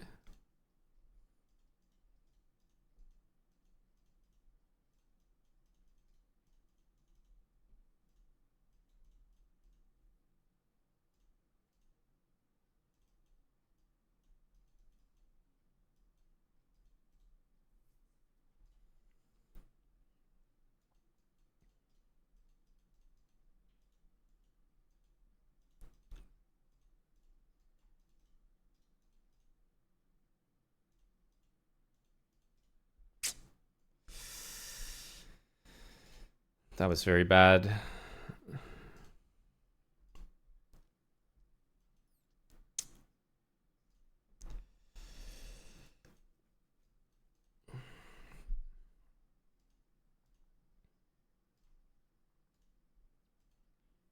Okay, this got a lot better though.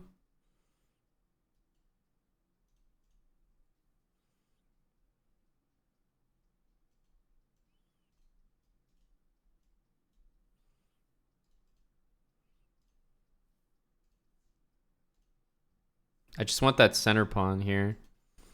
Should be winning.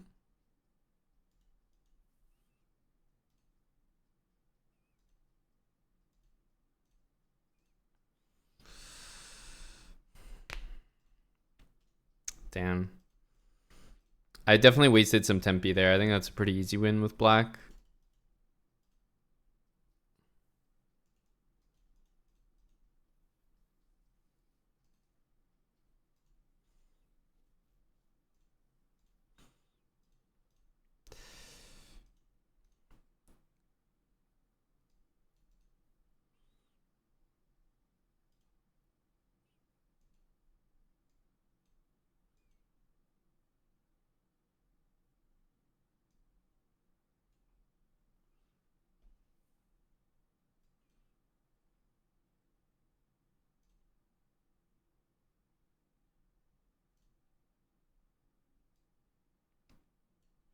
Yeah, queen on f3 is brutal.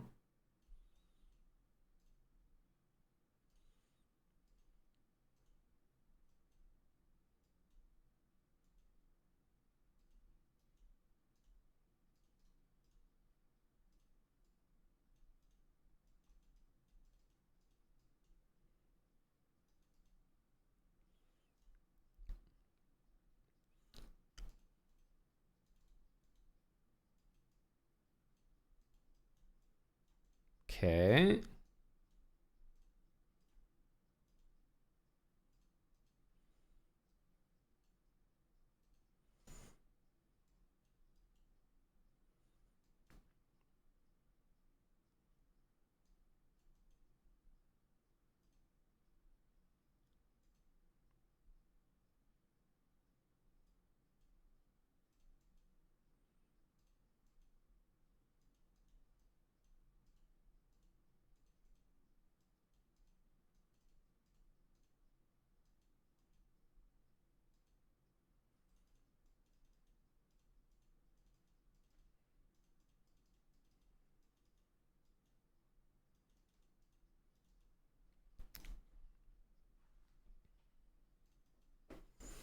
I never like these lines.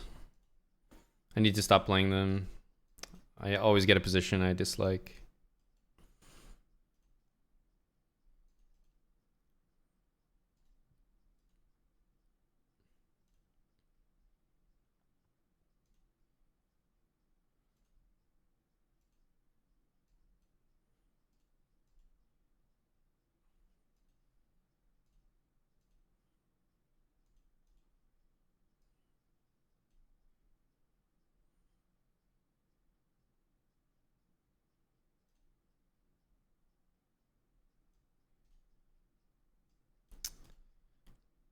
I don't think I like that move.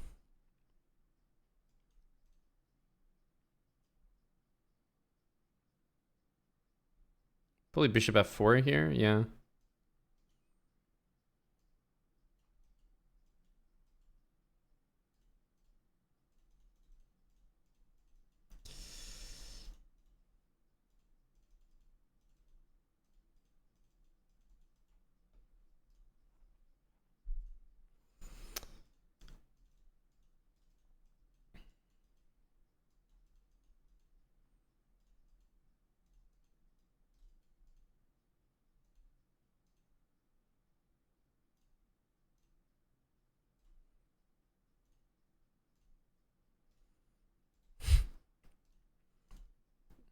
We had it right in front of us there.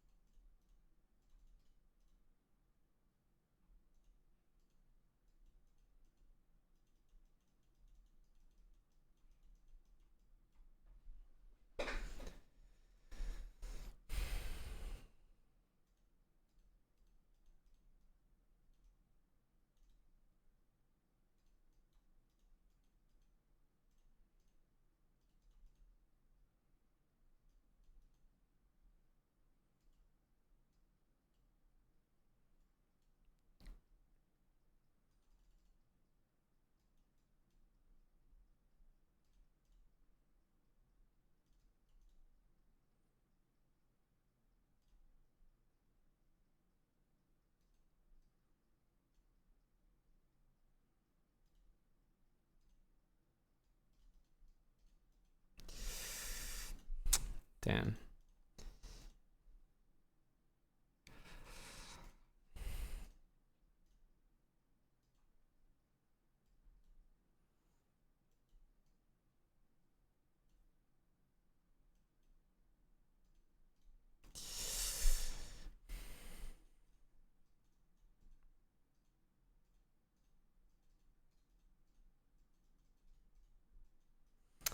Oh my goodness. Why didn't I put my king in the corner?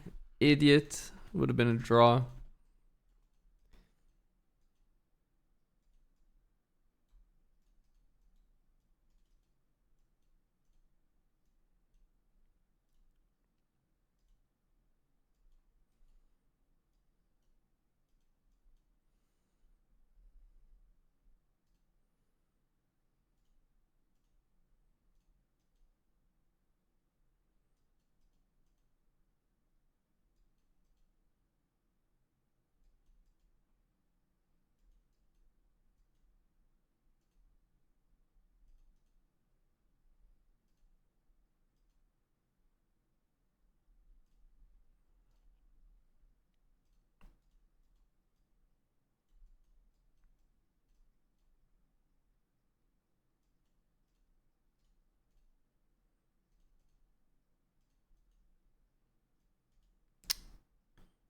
I have to play rook g8 here. Probably queen takes, honestly. Yeah, that's a pretty good move.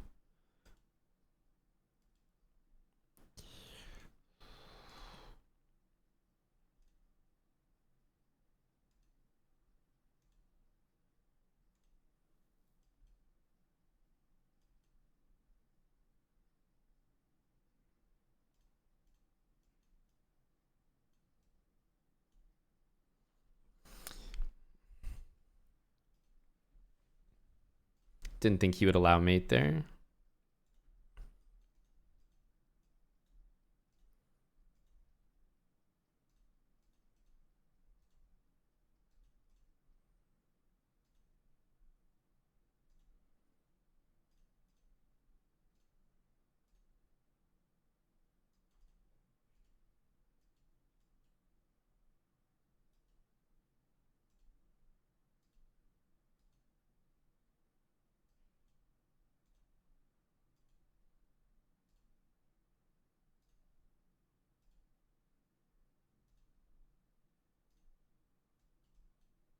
Could have taken it. It's okay.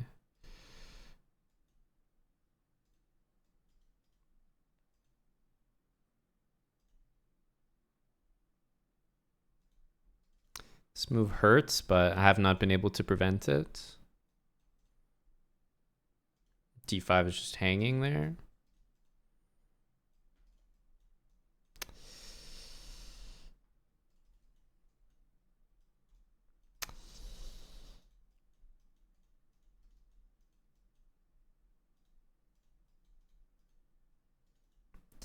So like I was making moves that were just across the literal entire board. It's the worst possible thing. Yeah, in 30-second you always play bishop b5, g5 rather.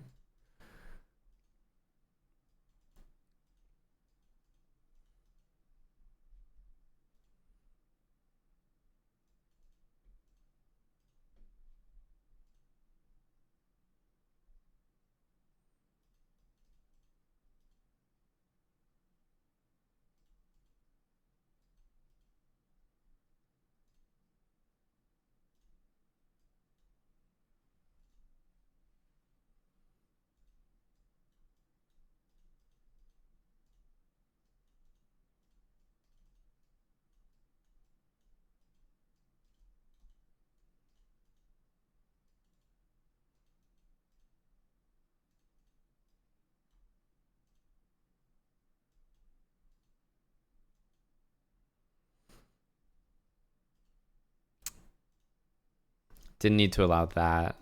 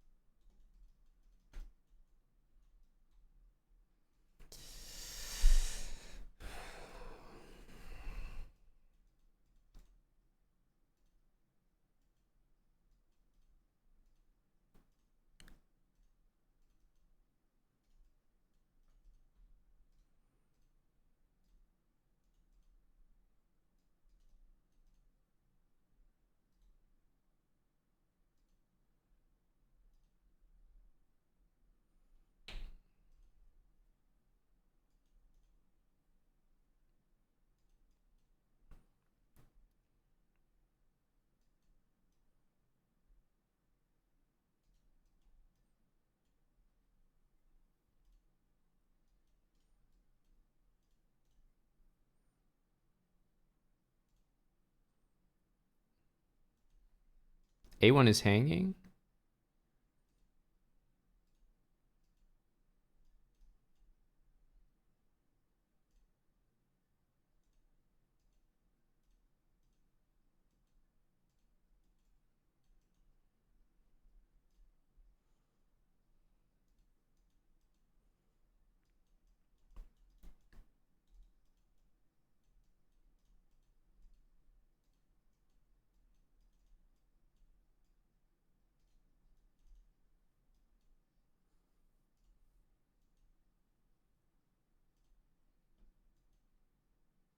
Yeah.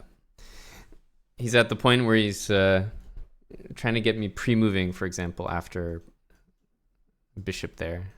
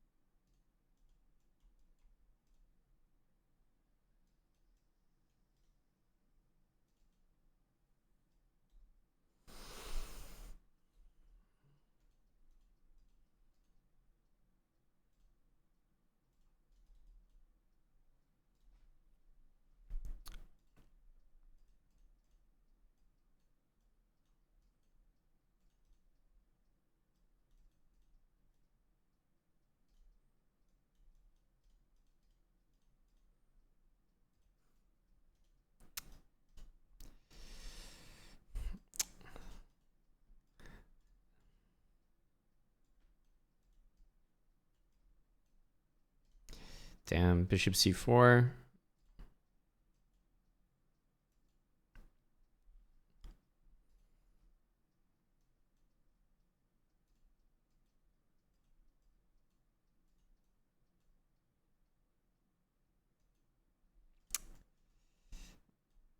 We did allow a check there.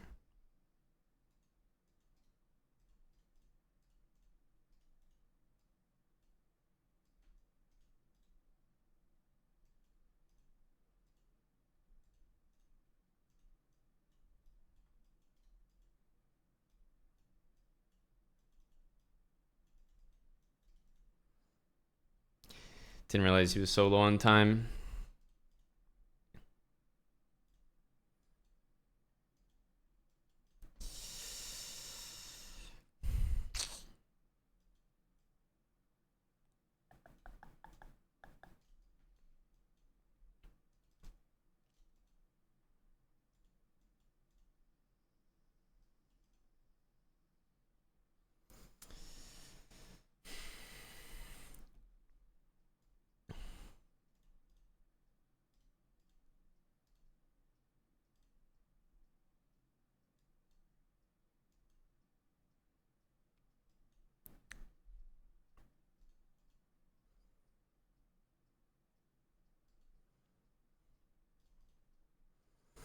The b5 move is nasty. He also has this to push.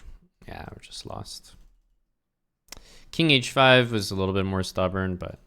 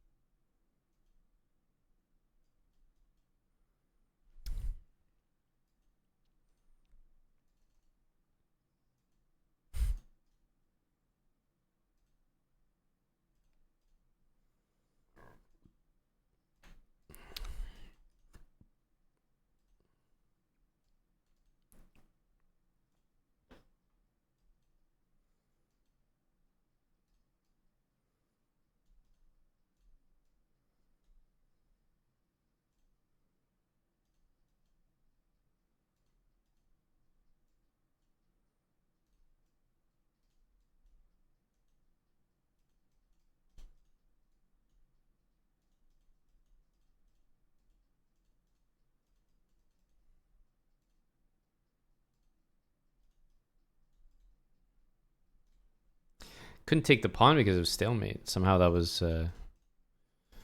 much trickier than I thought.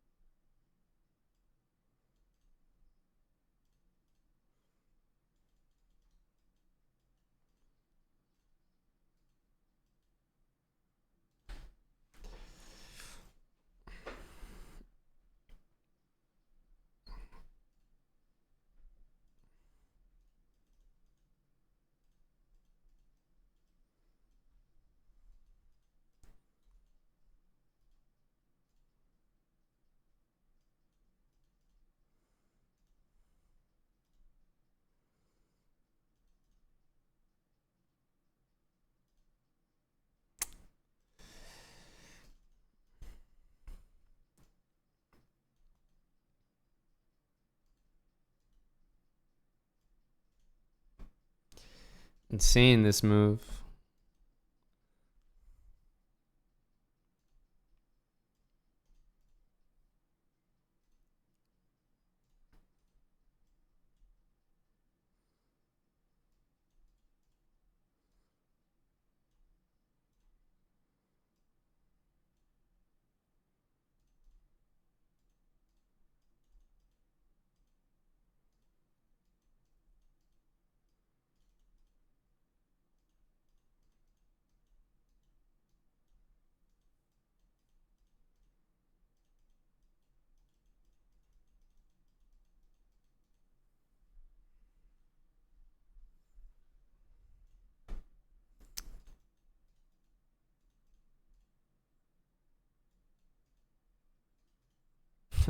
We're supposed to take first. Okay, we're very lost now.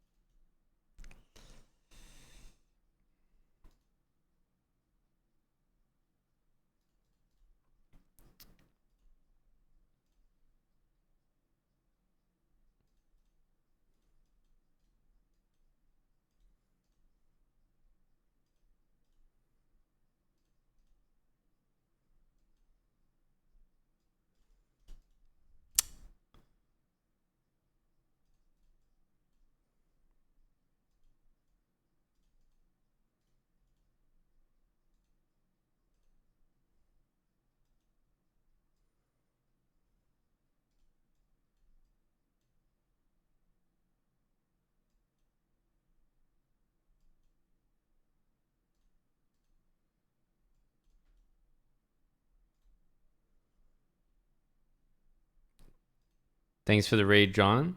I'm about to finish this match here because I don't really know where to stop. So I kind of decided I'll just stop at 69 games. Like the sex number.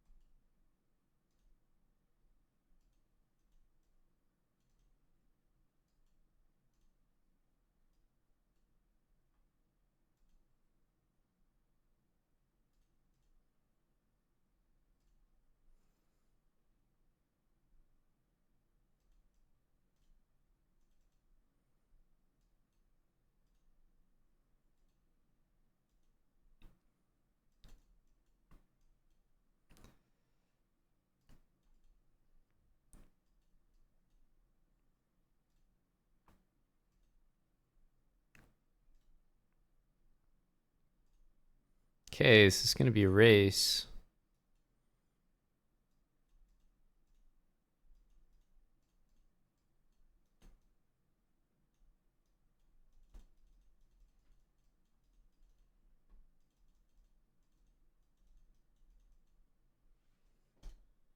Wait, what?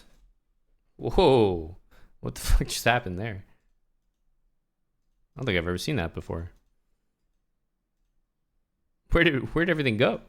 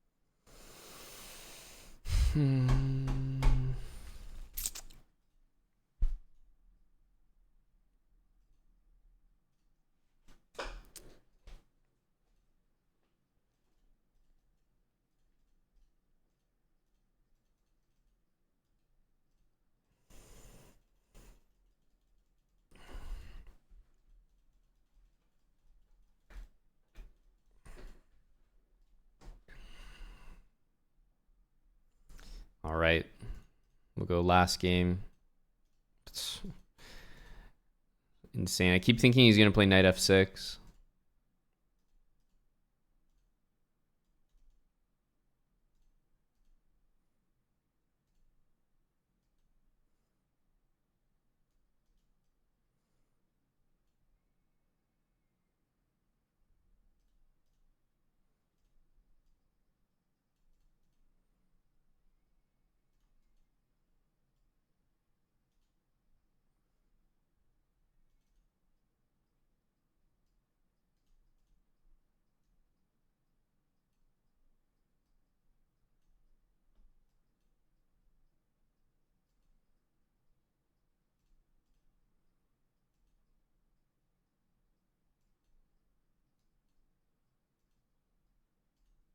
This rook is trapped.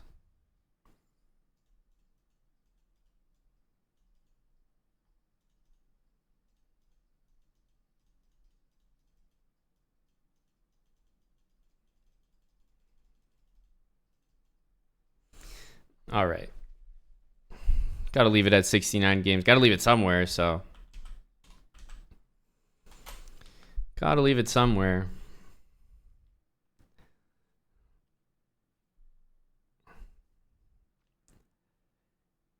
Elegant Elephant, thanks for the 38 months with Prime.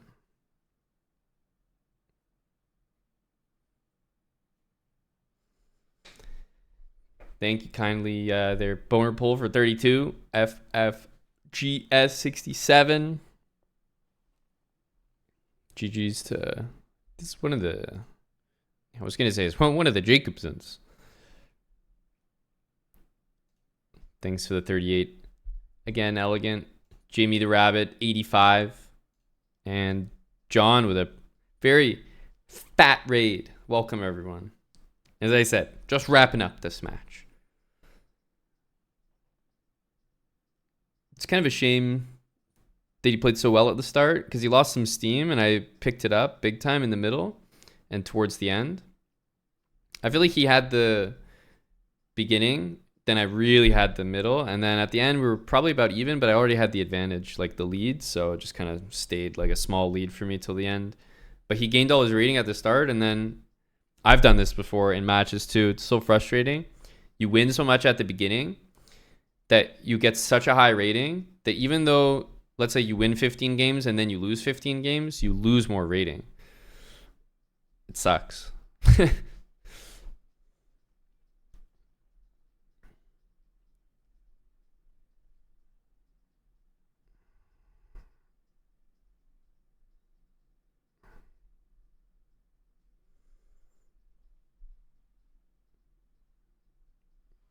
Can you look at the pre-move game? Sure. Oh yeah, it must be this draw. I give him a lot of credit because it means that he like took the exact moment to get down here. And he was definitely waiting for like, because if I'm pre-moving here as black, like I'm honestly just doing whatever, but he was still very actively trying to catch exactly what happened. So that's not just luck. That's not random. Like it looked like he was very, because he pre-moved pretty much this whole thing. And obviously we did this with a ton of time on the clock, but because I had the whole thing pre-moved for checkmate. Or so I thought. Or so I thought. It was a nice comeback, Tommy. You know, I always do my best to repel all the viewership with my 30-second chess, but Tommy J. Salami proves difficult every time.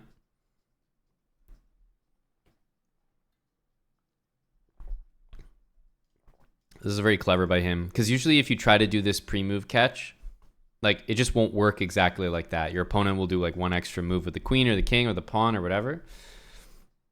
So it's just like a 1 in a million catch, but definitely intentional by him. So full credit.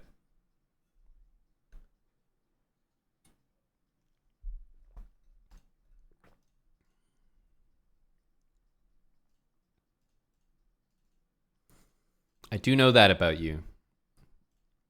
I do know that about you, Tommy. Am I done playing? I'm done playing that guy in 30-second chess. So I'm going to play Rapid to make sure to include everybody today. The last time we played Rapid was so annoying. I remember the game. Maybe you guys do too. I just sat there. Someone proposed a queen trade. We had a better position. I was happy with it. Playing a much lower rated player. And then we just didn't take the queen. So I made like another move and just hung my queen.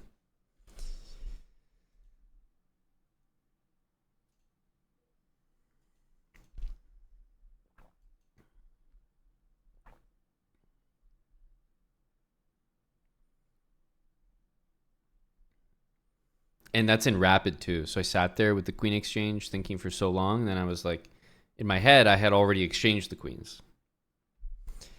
That was not the case at all.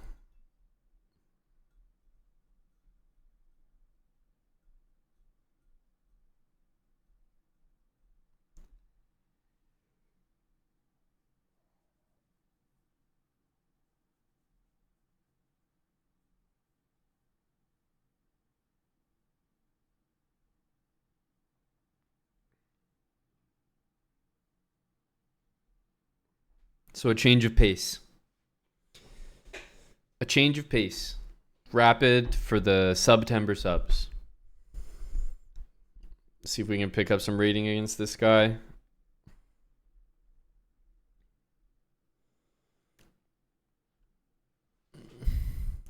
Bishop b7.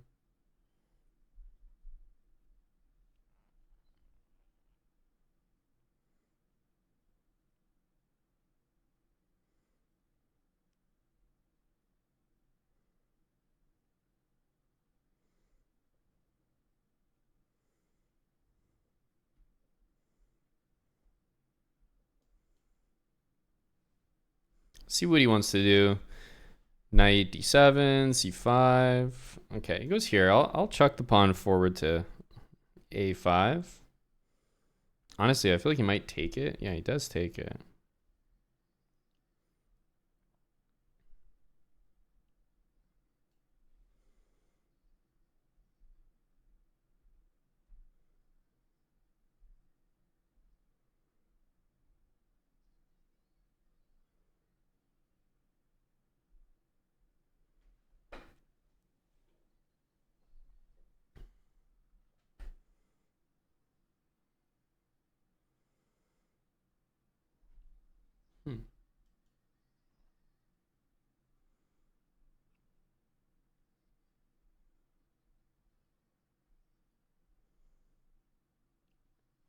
He's playing pretty well so far, I would say. Like playing some annoying moves.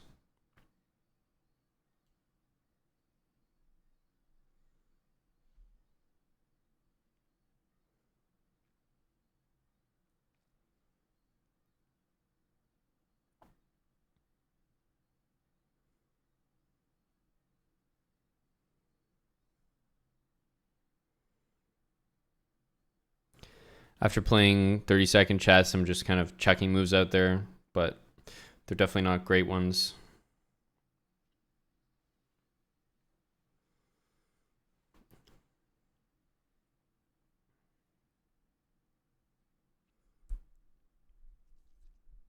Commentating some Rapid, that'd be a new moment on the channel.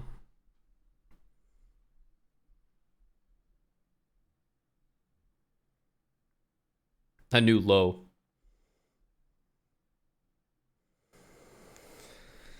This guy doesn't stop playing good moves, does he? Jesus.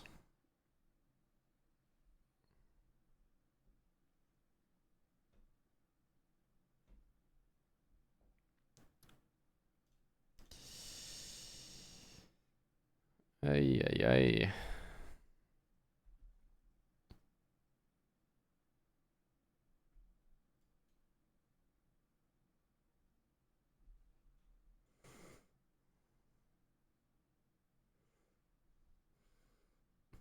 Can I do building habits for 2000s?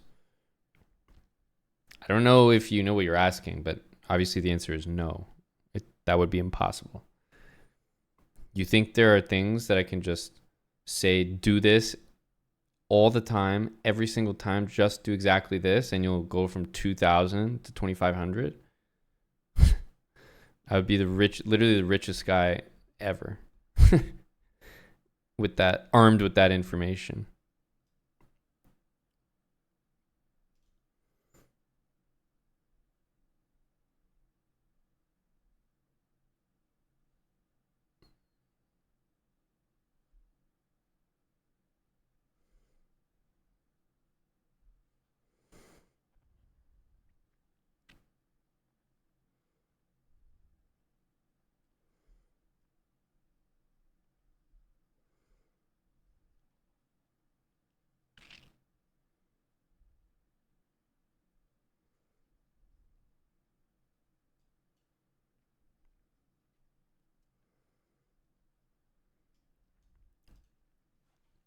This guy's playing definitely in a very annoying way.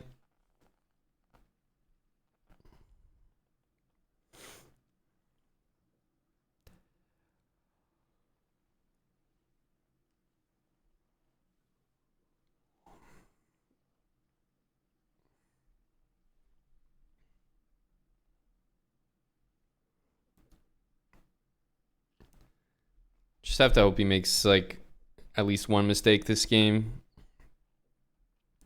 So far, I've been playing some pretty bad, fast moves. And he's been playing the good, calculated, correct moves.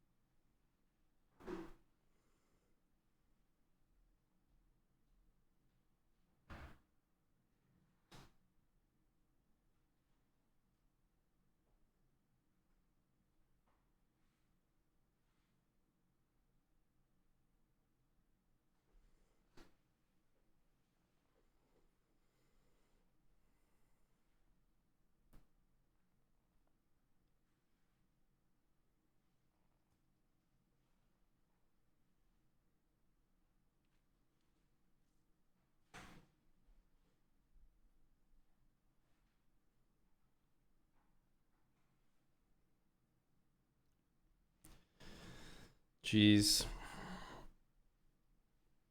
Everything loses.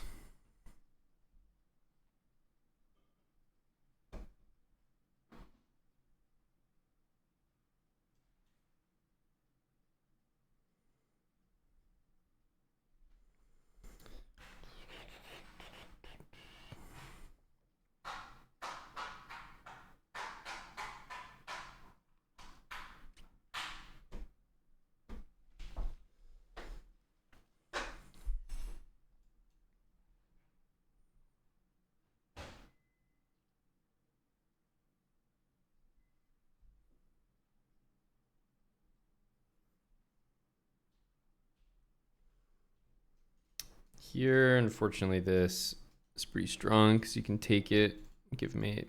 So I have to go here.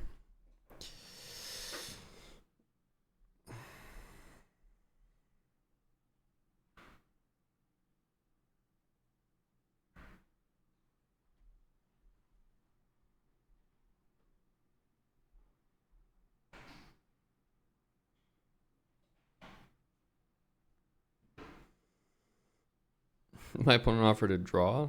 Very strange behavior.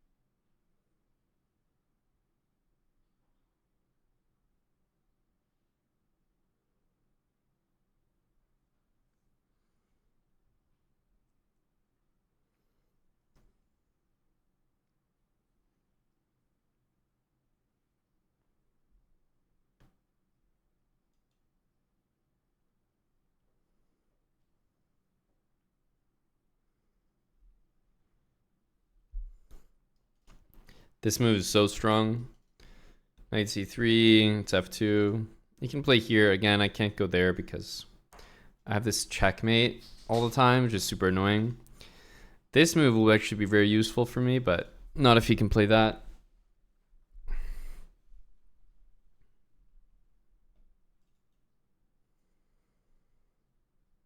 I signed up to just play a slightly subpar game and flag, so hopefully that's exactly what we can do.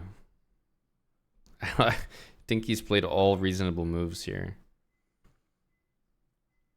Okay, obviously we can't go there again, just like I was saying. I think we probably have to go back all the way.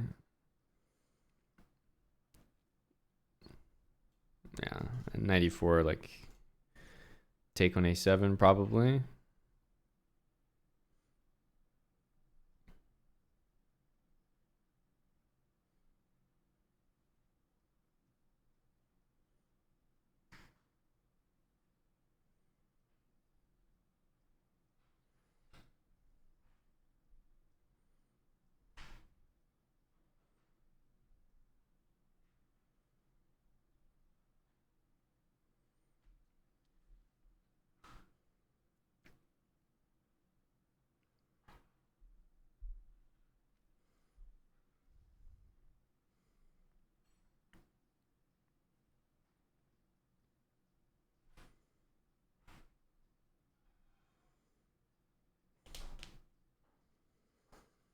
Rook e a1 looks like a fine move.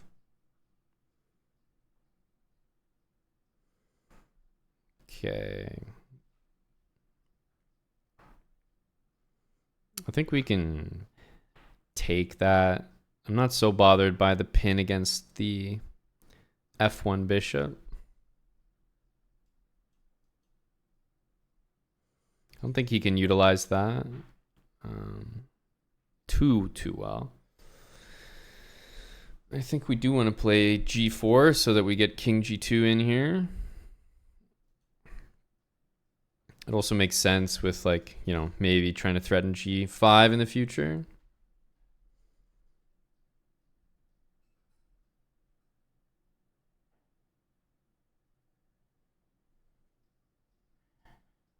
So we can play h4, but definitely gets very messy.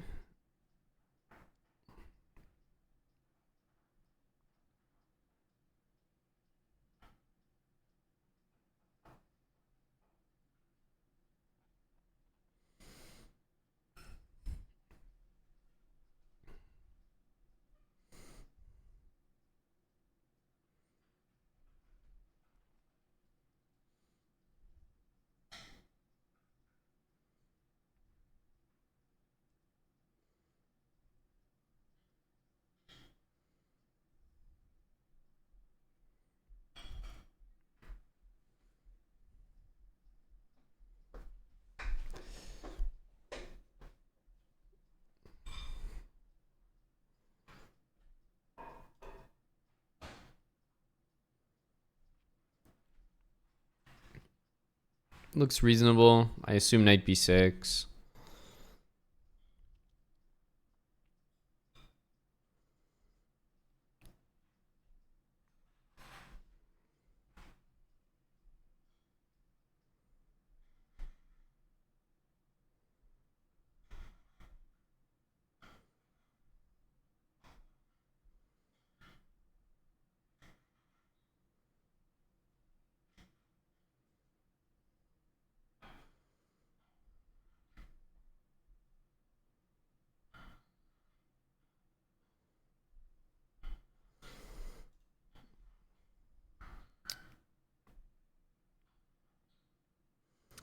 Probably want to take.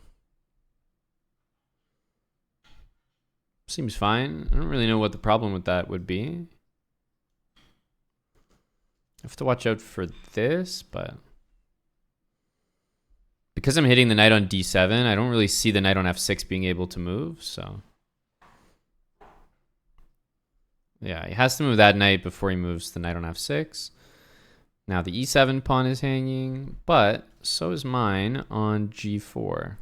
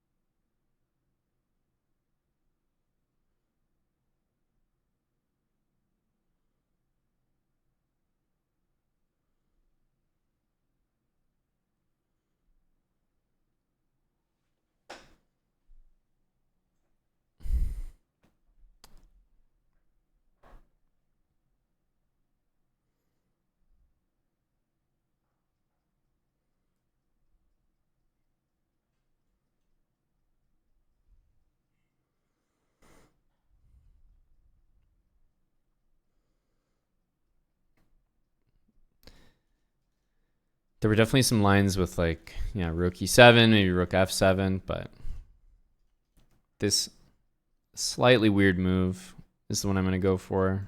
Okay. I didn't think this worked at all.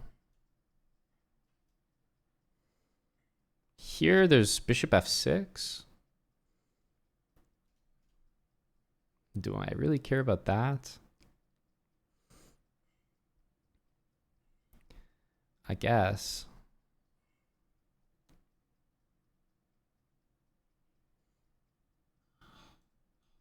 No, let's take this.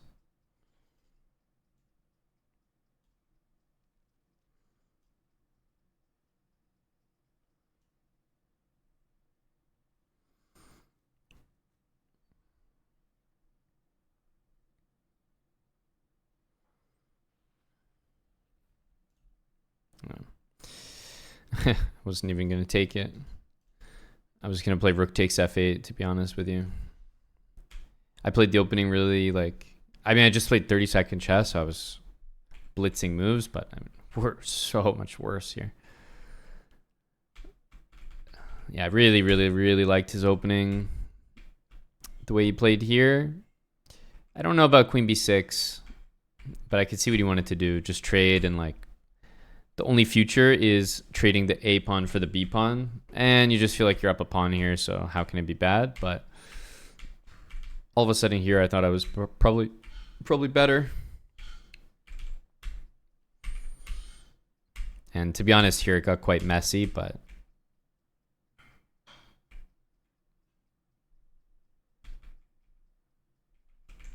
obviously the rook's hanging at the end. I didn't, to be honest, I didn't even see that. Didn't even see it. GG for sure.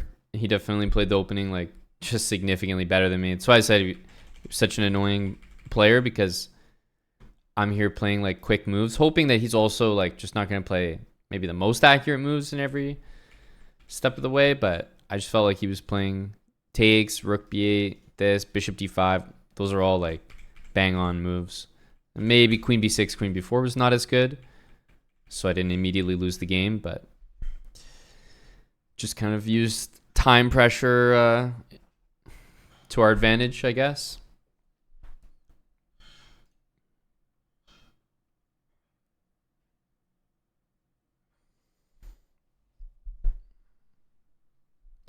Yeah, I'm not sure what the exact move was for him, but something like taking and playing e5. I don't know when, but usually that's a good way to go. Like as soon as you get this position, takes and e5 is the way to play the game, because I can never like do this. Like I'm getting destroyed here, and d5 gives a lot of squares away, and e4, e3 can even happen. It's pretty rough here. It's pretty rough here. But I felt better when he offered a draw, because I was like, okay, if he's offering a draw, that means he's happy with a draw, which means he probably doesn't know how to play the current position for more than a draw. Otherwise, you would, right? If the plans were obvious and you had a clear advantage. But that gave me a clue.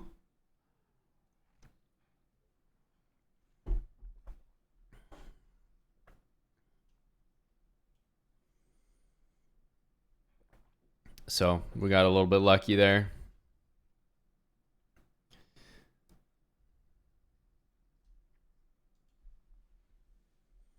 Wow. Hello, Nathaniel.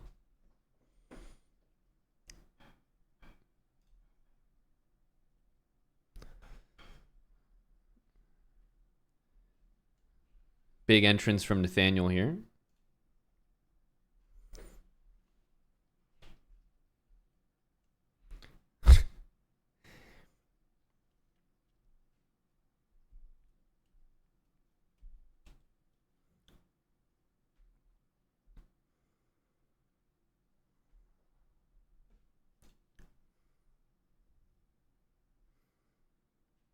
I'm getting challenged to a 3+2 game by a 300.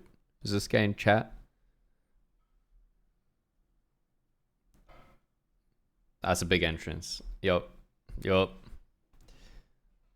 you guys know we released another video in the 100 tips series just today? They'll start getting more regular. Just getting back in the swing of things.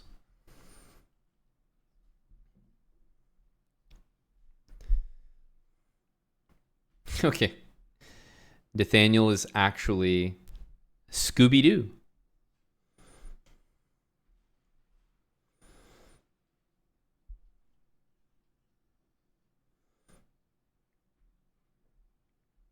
You knew that one, the Lord Mayonnaise? That's only because I talk about it so much on stream. But I think the larger audience probably either might do it without thinking about it, but they didn't really know that it was like an active rule they could follow. But yeah, anyone who's hangs around this stream enough should definitely know. I think even Mattis knows that one. Mattis, did you know the tip before the video? I'm willing to bet even Mattis knew that one. BJH, thanks for 111. Holy, BJH 13 on the final day of September. It's the last day of September, and he's getting one of the first subs ever resubbed just before the conclusion. That's a lot of months. There's a big milestone coming up for BJH. Yep. BJH has got his 111 badge, but we did update them. So whenever he decides to flex the badge, beware. At any point, he can bring out the wings on you. Our longtime subs, they have the Red Bull wings on the sub badges.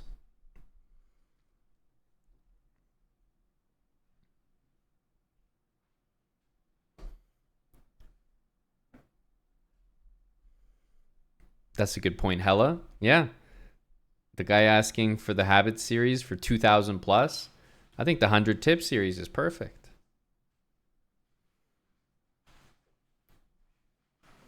Oh, yeah? Who are you, who do you support? BJH and F1. Just want to make sure to get your allegiances correct. But I know you support the London. That's really all this. That's really all you need to be in my good books. Tim, are you a Leclerc guy? Ferrari? Interesting. Anything Ferrari?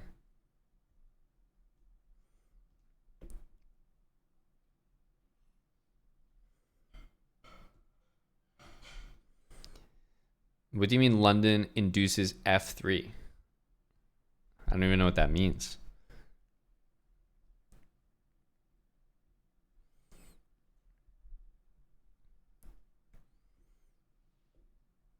You'll probably get a little better just by immersing yourself in the chess world. Yeah, not a lot better, but must be a little better.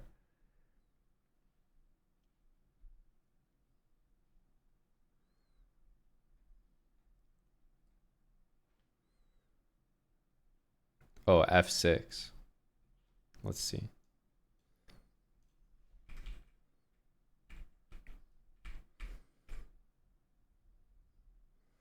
I don't think... I mean, the move F6 is definitely discussed in the course, right? It may not be like so exactly the move order that you might be facing it in when you get it, but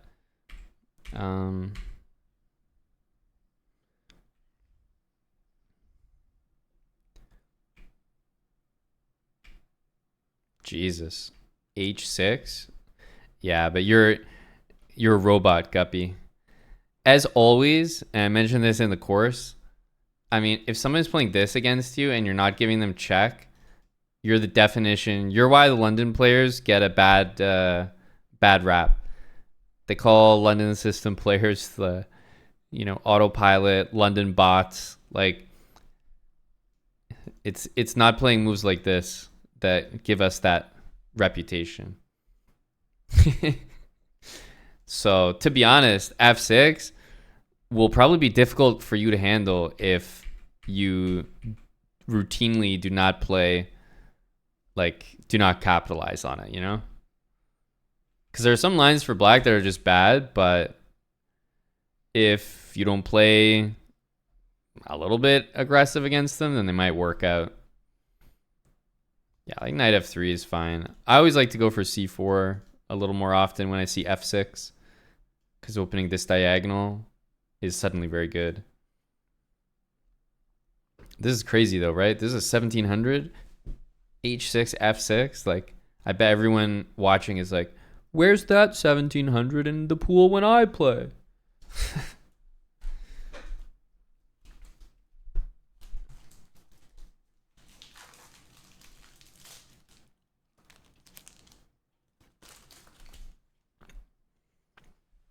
That's correct, Moistad. Guppy Fighter is a London course enjoyer.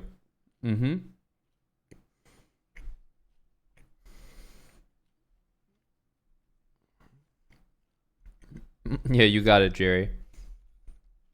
If you can't spot the idiot in the room, then it's you.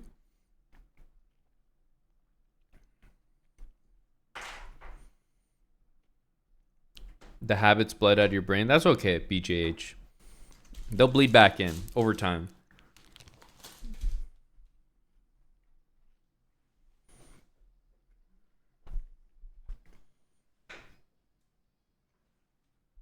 You really think I can't come up with 100 good ones, DLM? You really think I don't have it in me? I got a lot on deck, but you're right. They might be tough to think about in the 70s and 80s. But I definitely have like 20, 30 on deck.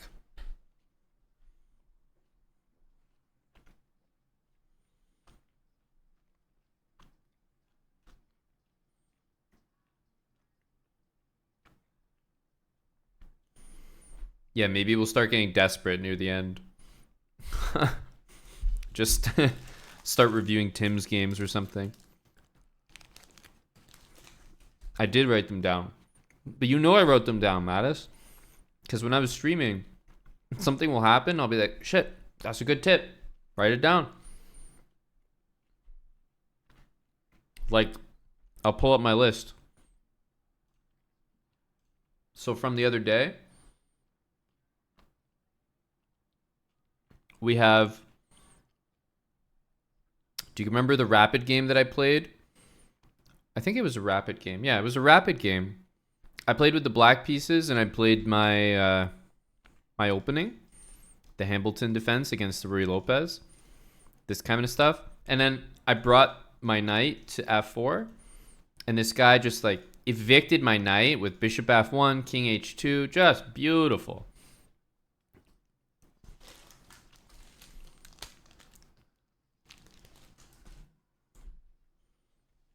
That's on there. That's going to be a tip.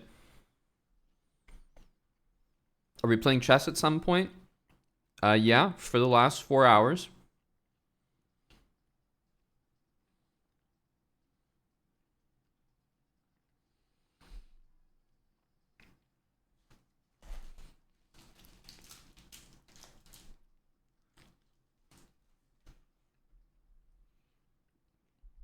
It's true, Airbus. Yeah, it might be a bot. You never know. The plebs were sanctioned today, but they're out on bail right now.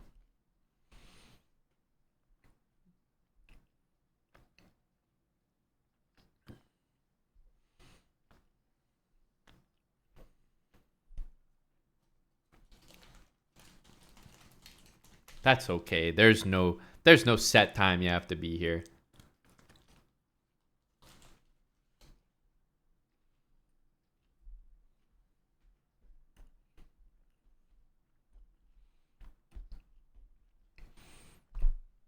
Yeah, I think I've seen the betting odds out for at least a week or two.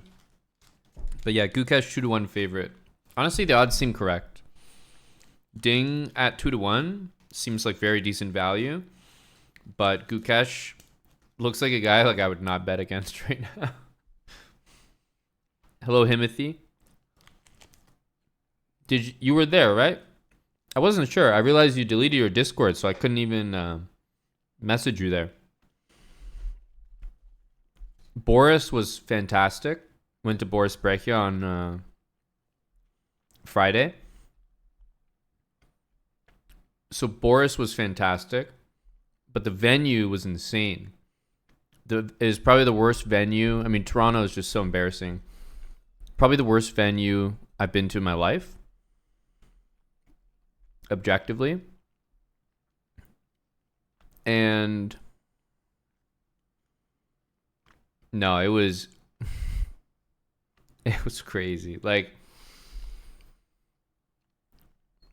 it was at this like casino place, but it looked like some money laundering front.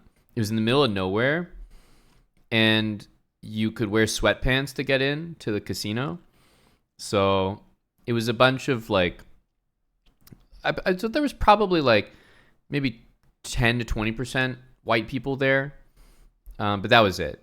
It was like maybe Himothy and myself, but there were people in sweatpants in the casino, and the minimum for the blackjack table, $50.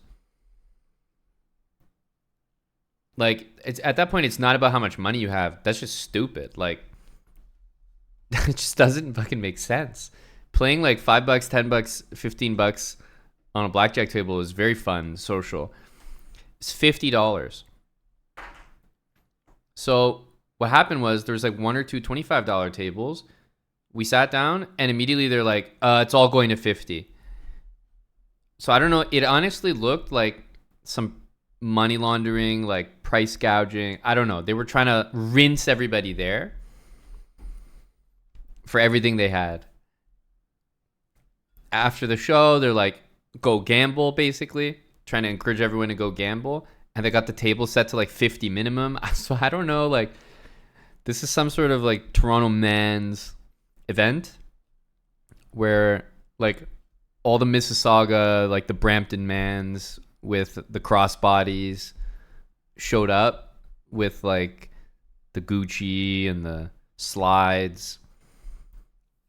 It was crazy. It was a crazy experience.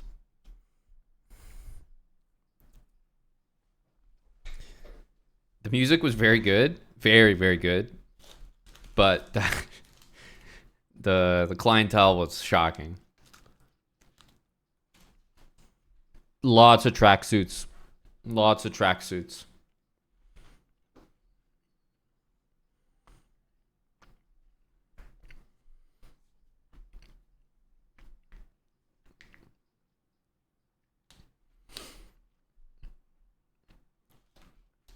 The show was good, ABD. Like, I don't think you would have been disturbed during the show, but it was just cumbersome to get to.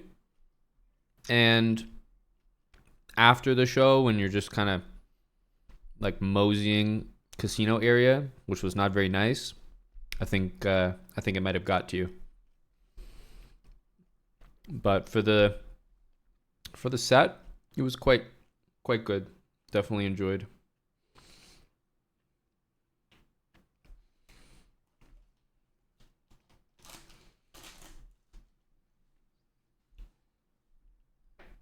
Indeed, Airbus. That's correct. Oh, that sounds great, Timothy. Enjoy. Fred remains definitely my. I think Fred remains my favorite. One of my favorite top 3, top 5 for sure sets that I've ever been to, or events that I've ever been to.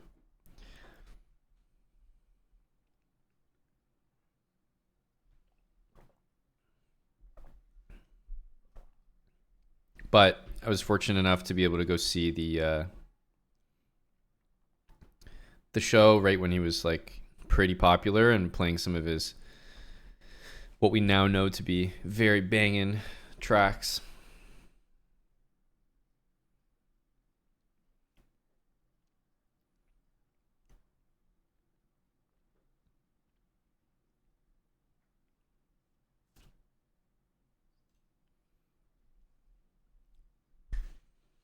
So wait, Casino Duck is this is Sub Battler Casino Duck. Is Eric releasing some lads on bail?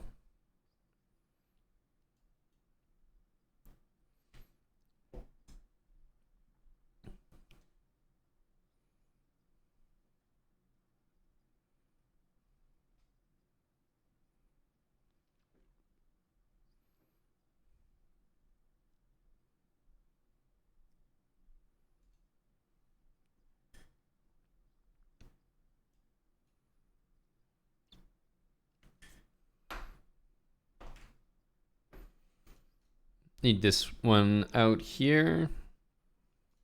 Okay, most likely 92 here.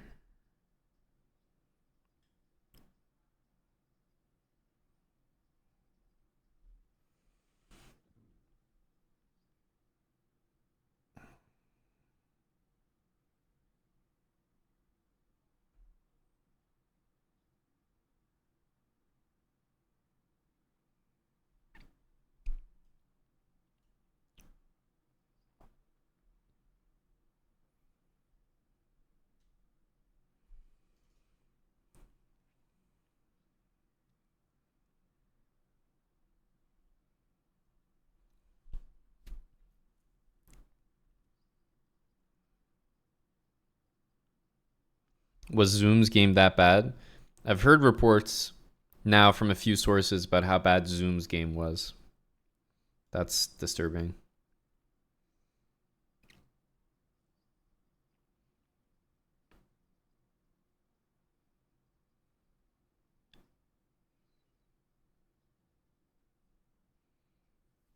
I suppose it was not his day. Yeah. Uh-huh.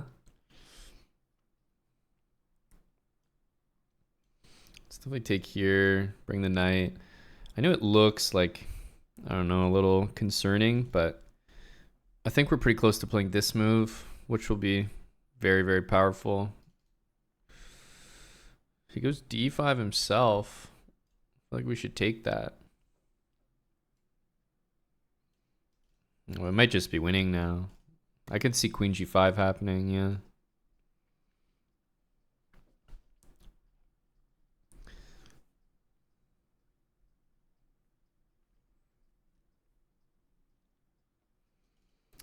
Knight d6, bishop c6 still needs some work, but we can also just bring the knight back to c3 and hit the f pawn again.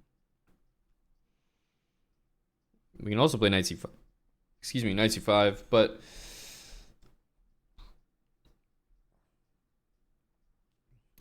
knight c3 makes the most sense to me.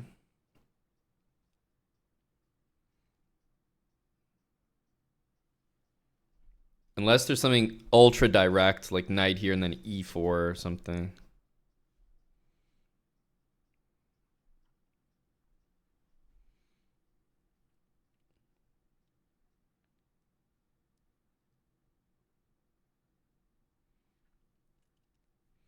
I kind of like knight d6 because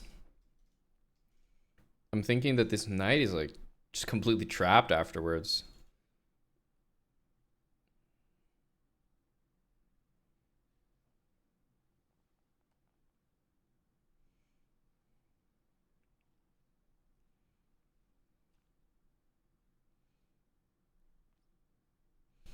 Knight here, e4, queen f4.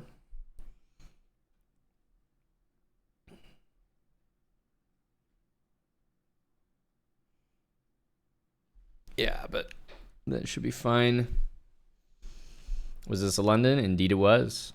My opponent played the Dutch, so that was what sort of characterized this particular opening.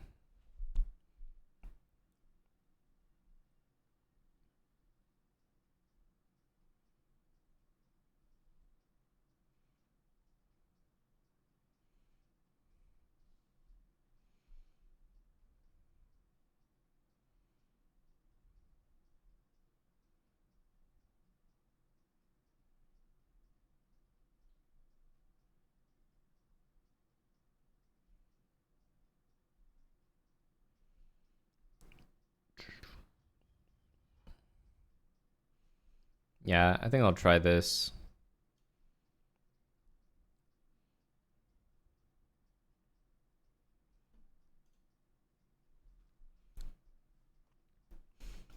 There's like 4 moves that I would really consider because they hit the knight. Otherwise, you have to defend the pawn, and this is pretty much the only move for that. But, you know, there are probably many things to do there, but most importantly, I think we can just take and go bishop here. There'll be some pretty tough threats to deal with. Thanks, Rob Frank, for the 53. Oh, yeah. I'm keen. I'm keen for NBA Fantasy again. Best of luck to you. I've not really been following. Okay, credit to my opponent. I think the best move was made here. Queen f4. At least from what I can see.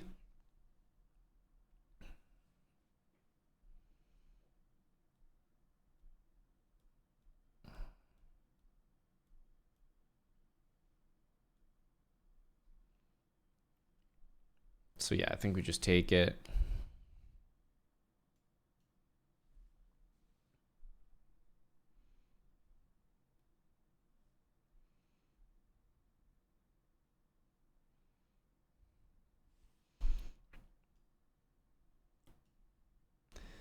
So we may have, I guess c7, knight c6 will be played.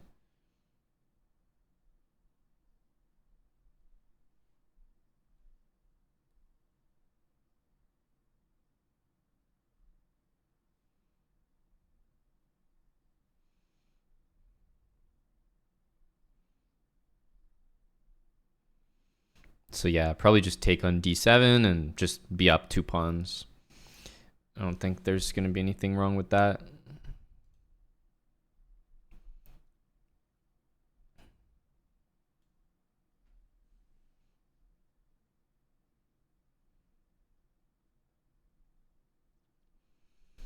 We're 2 pawns to the good here. Have to be doing well. We've even got an escape square on h2.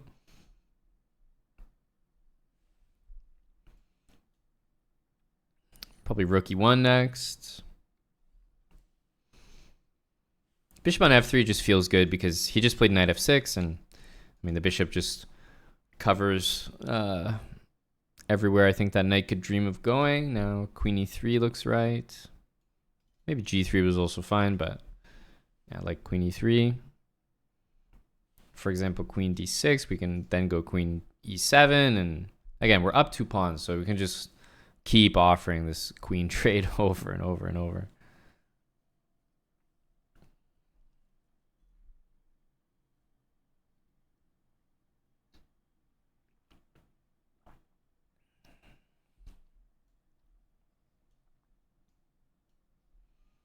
Most of the endgames should be completely winning because we have 2 extra pawns, so I'm kind of trading very freely here.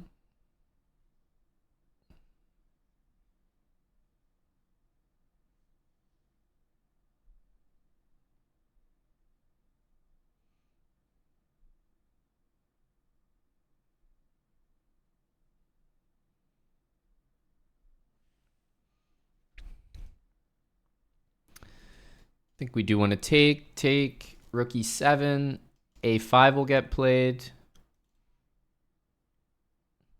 We can push d5, the rooks will double.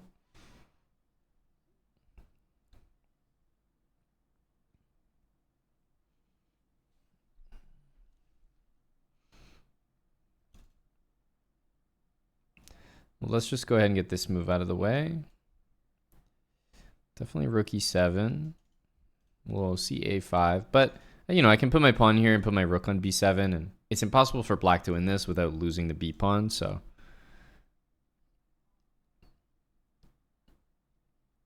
we can do that, or we could try to do this. We're gonna lose d4, rook g8. It seems unnecessary. It might be very good, but definitely seems unnecessary. So let's just put this here. So we could leave the pawn there, or we could push the pawn. Either way, I think we're going to be doing pretty well.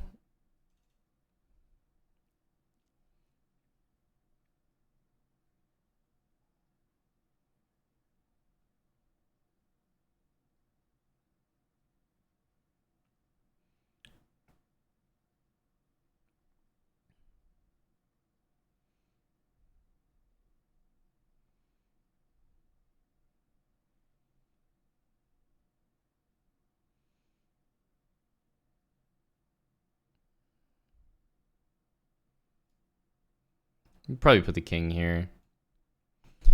This looks pretty easy. We'll see black make a king move. Again, I don't think we need to do much here.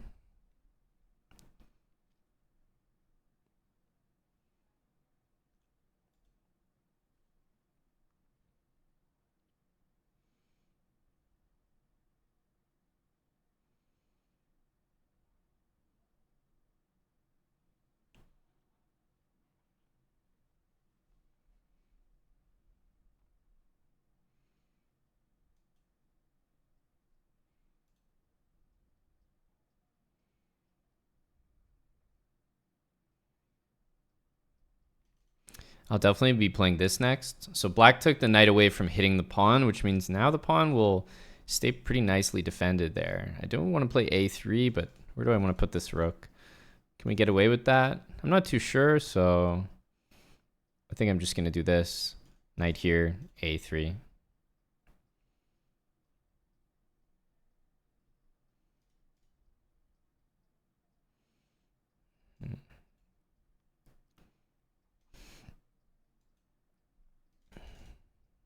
Get these pawns pushed here. We also have this rook check. Might be useful.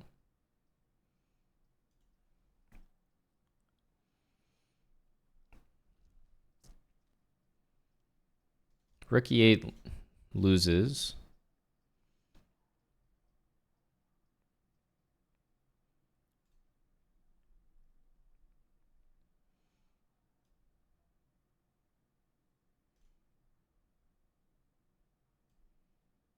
Can we do this?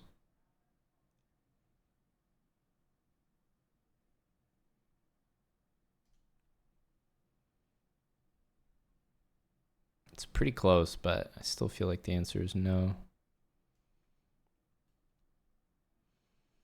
Yeah, let's do this one.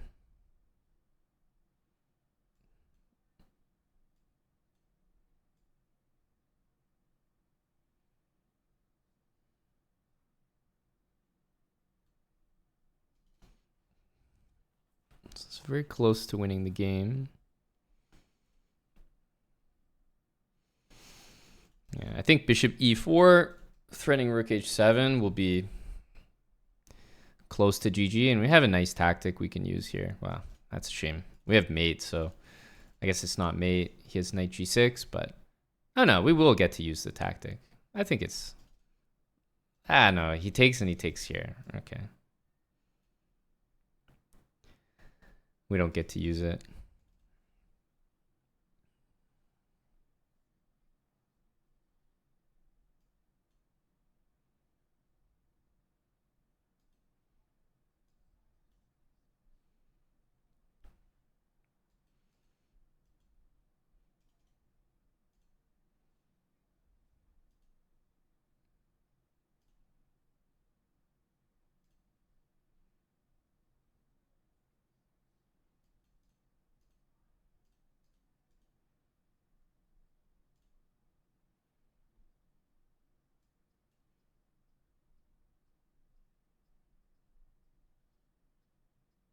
When you're up so many pawns like that, you can kind of take your foot off the pedal a little bit. I don't know how accurate it was at the end, but it didn't really matter. If I didn't have this f pawn or something, I'd have to tread a little more carefully.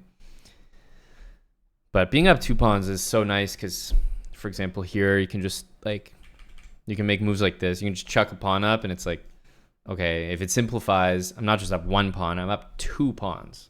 So it's a pretty serious advantage.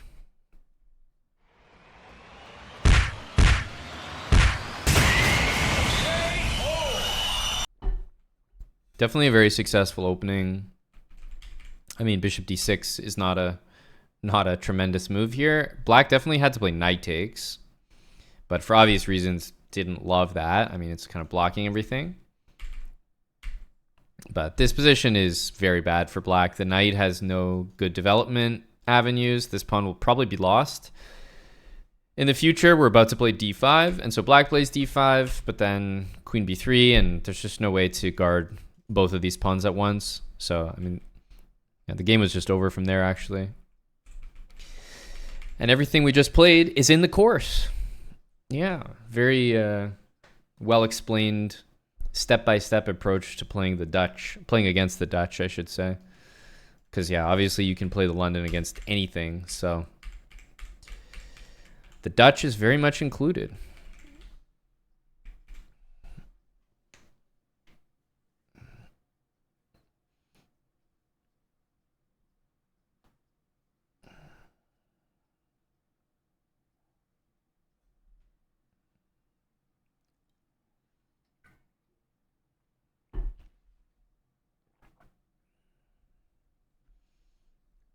%93 accurate. Yeah, I probably lost some accuracy near the end there, but from my perspective, it was, let's say, flawless game because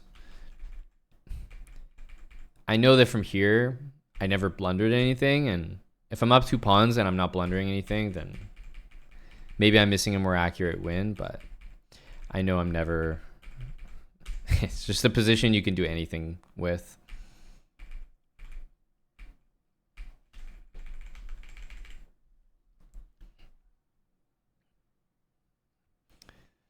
Flawless victory.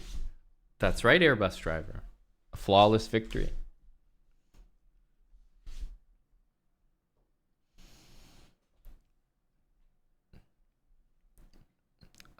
I'd like to let you guys know that I've decided to take my addiction seriously. I decided to really admit that we have a problem. And we're going to be doing some Geoguesser streams, hopefully with some other Geoguesser creators in the near future. I have to admit, I have a problem.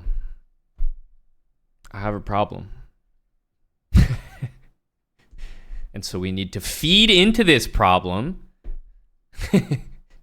by doing more of it.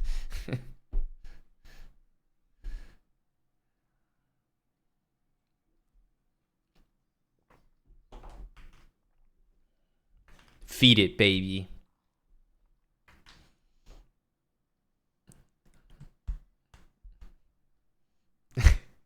Wow, gorge and then abstain. Strong verbiage from ABD.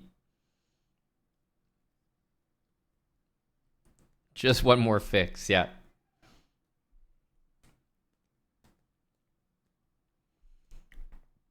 I picked up some important knowledge recently, ABD. A few more bits of theory.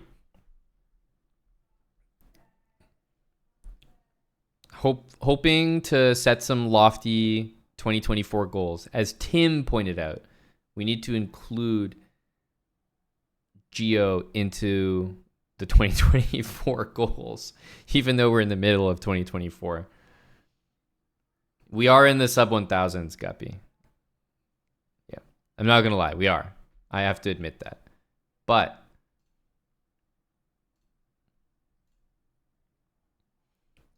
don't, that moving elo, don't sleep on it. Don't sleep on it. This score will not be good enough to qualify to next week. There's absolutely no way. Probably need like a 1500 type score, 1400, 1500. But the ranking up thing will happen. Not concerned. There's only 2 more divisions, I think. Master 2 and Master 1. We can make those. But it's all about the elo. Well, yeah, Guppy, I'm nowhere near GM.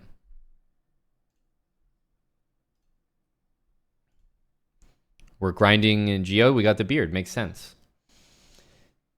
Got some India theory. Nah, man. The India theory we have right now is totally fine. It's completely fine, honestly.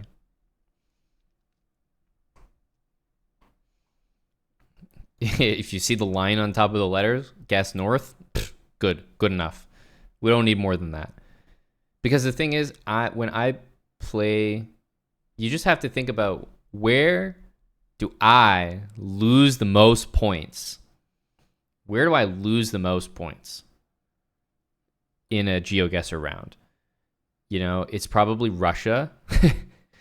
And I'm talking about like getting the right country, but being wrong, like losing a ton of points, even being wrong within that country. So Russia, definitely. US, definitely. But I'm not going to lie. I think our US has gotten to the point where it's fine. I haven't been too off on a US guess recently. Japan is another one. Surprising one. It seems small, but we lose a lot of points on Japan. So Japan, Russia, Indonesia, and Brazil. I'm not going to lie. I don't lose a lot of points on Brazil. I lose points by not going Brazil when it's Brazil. But if I know it's Brazil, I actually, for my level, I think I'm fine. Like I don't usually get insanely outclassed. I kind of know when it's like northeast. I kind of know when it's northwest. Kind of know when it's south, and that's about it. So it's really like Japan, Indonesia, Russia. Those are the nastiest ones. And South Africa, I don't know anything about, but nobody else does either. So I feel like it's fine. I just guess in the center every time, and like it's okay. Same with Poland, right? I guess the middle of Poland every time, and it's always okay.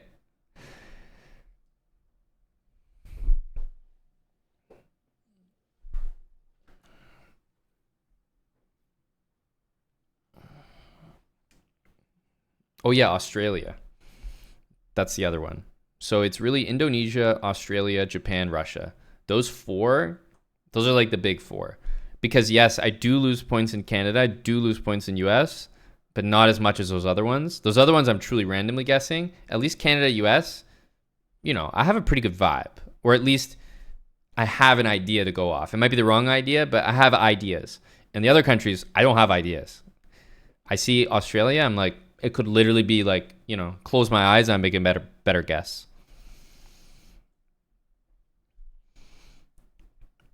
So hella, I do know the numbering system.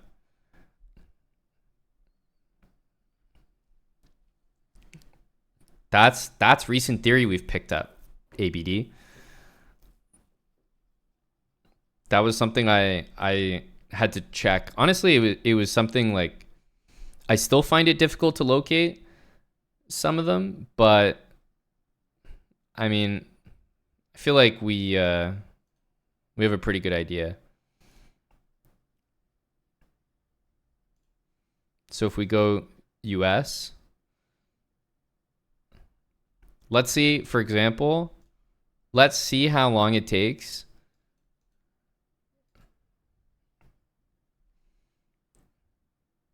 Okay, we know we're in Scottsdale, Arizona, but what I actually wanted to do was I wanted to find like a highway sign. And I was going to see how long it takes me to find it, but we know we're in, we know exactly where we are.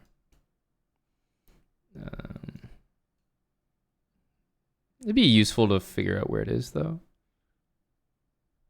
Scottsdale is not showing up. Interesting. I thought it would be like, I've heard of it. I thought it was like kind of a big spot.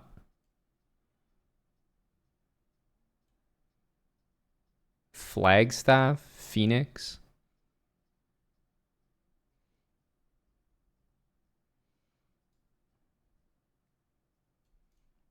I thought it was kind of a big spot. Oh, what the fuck? It's in Phoenix.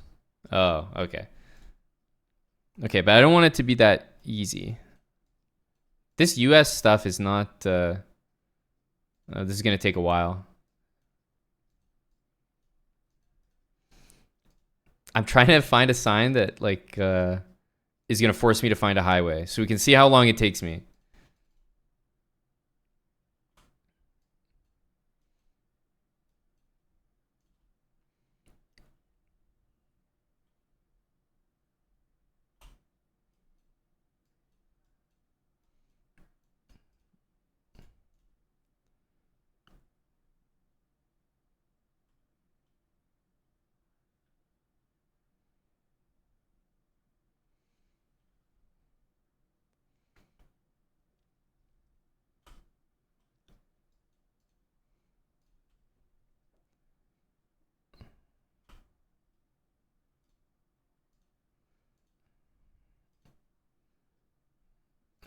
Dude. Of course it's like when you need to find a highway sign, there's none in sight. Okay, here we go. There's got to be something.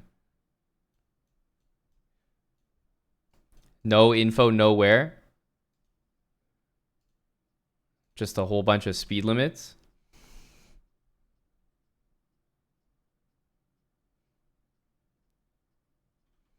I need a big fat road. Jesus, we're in the middle of fucking nowhere.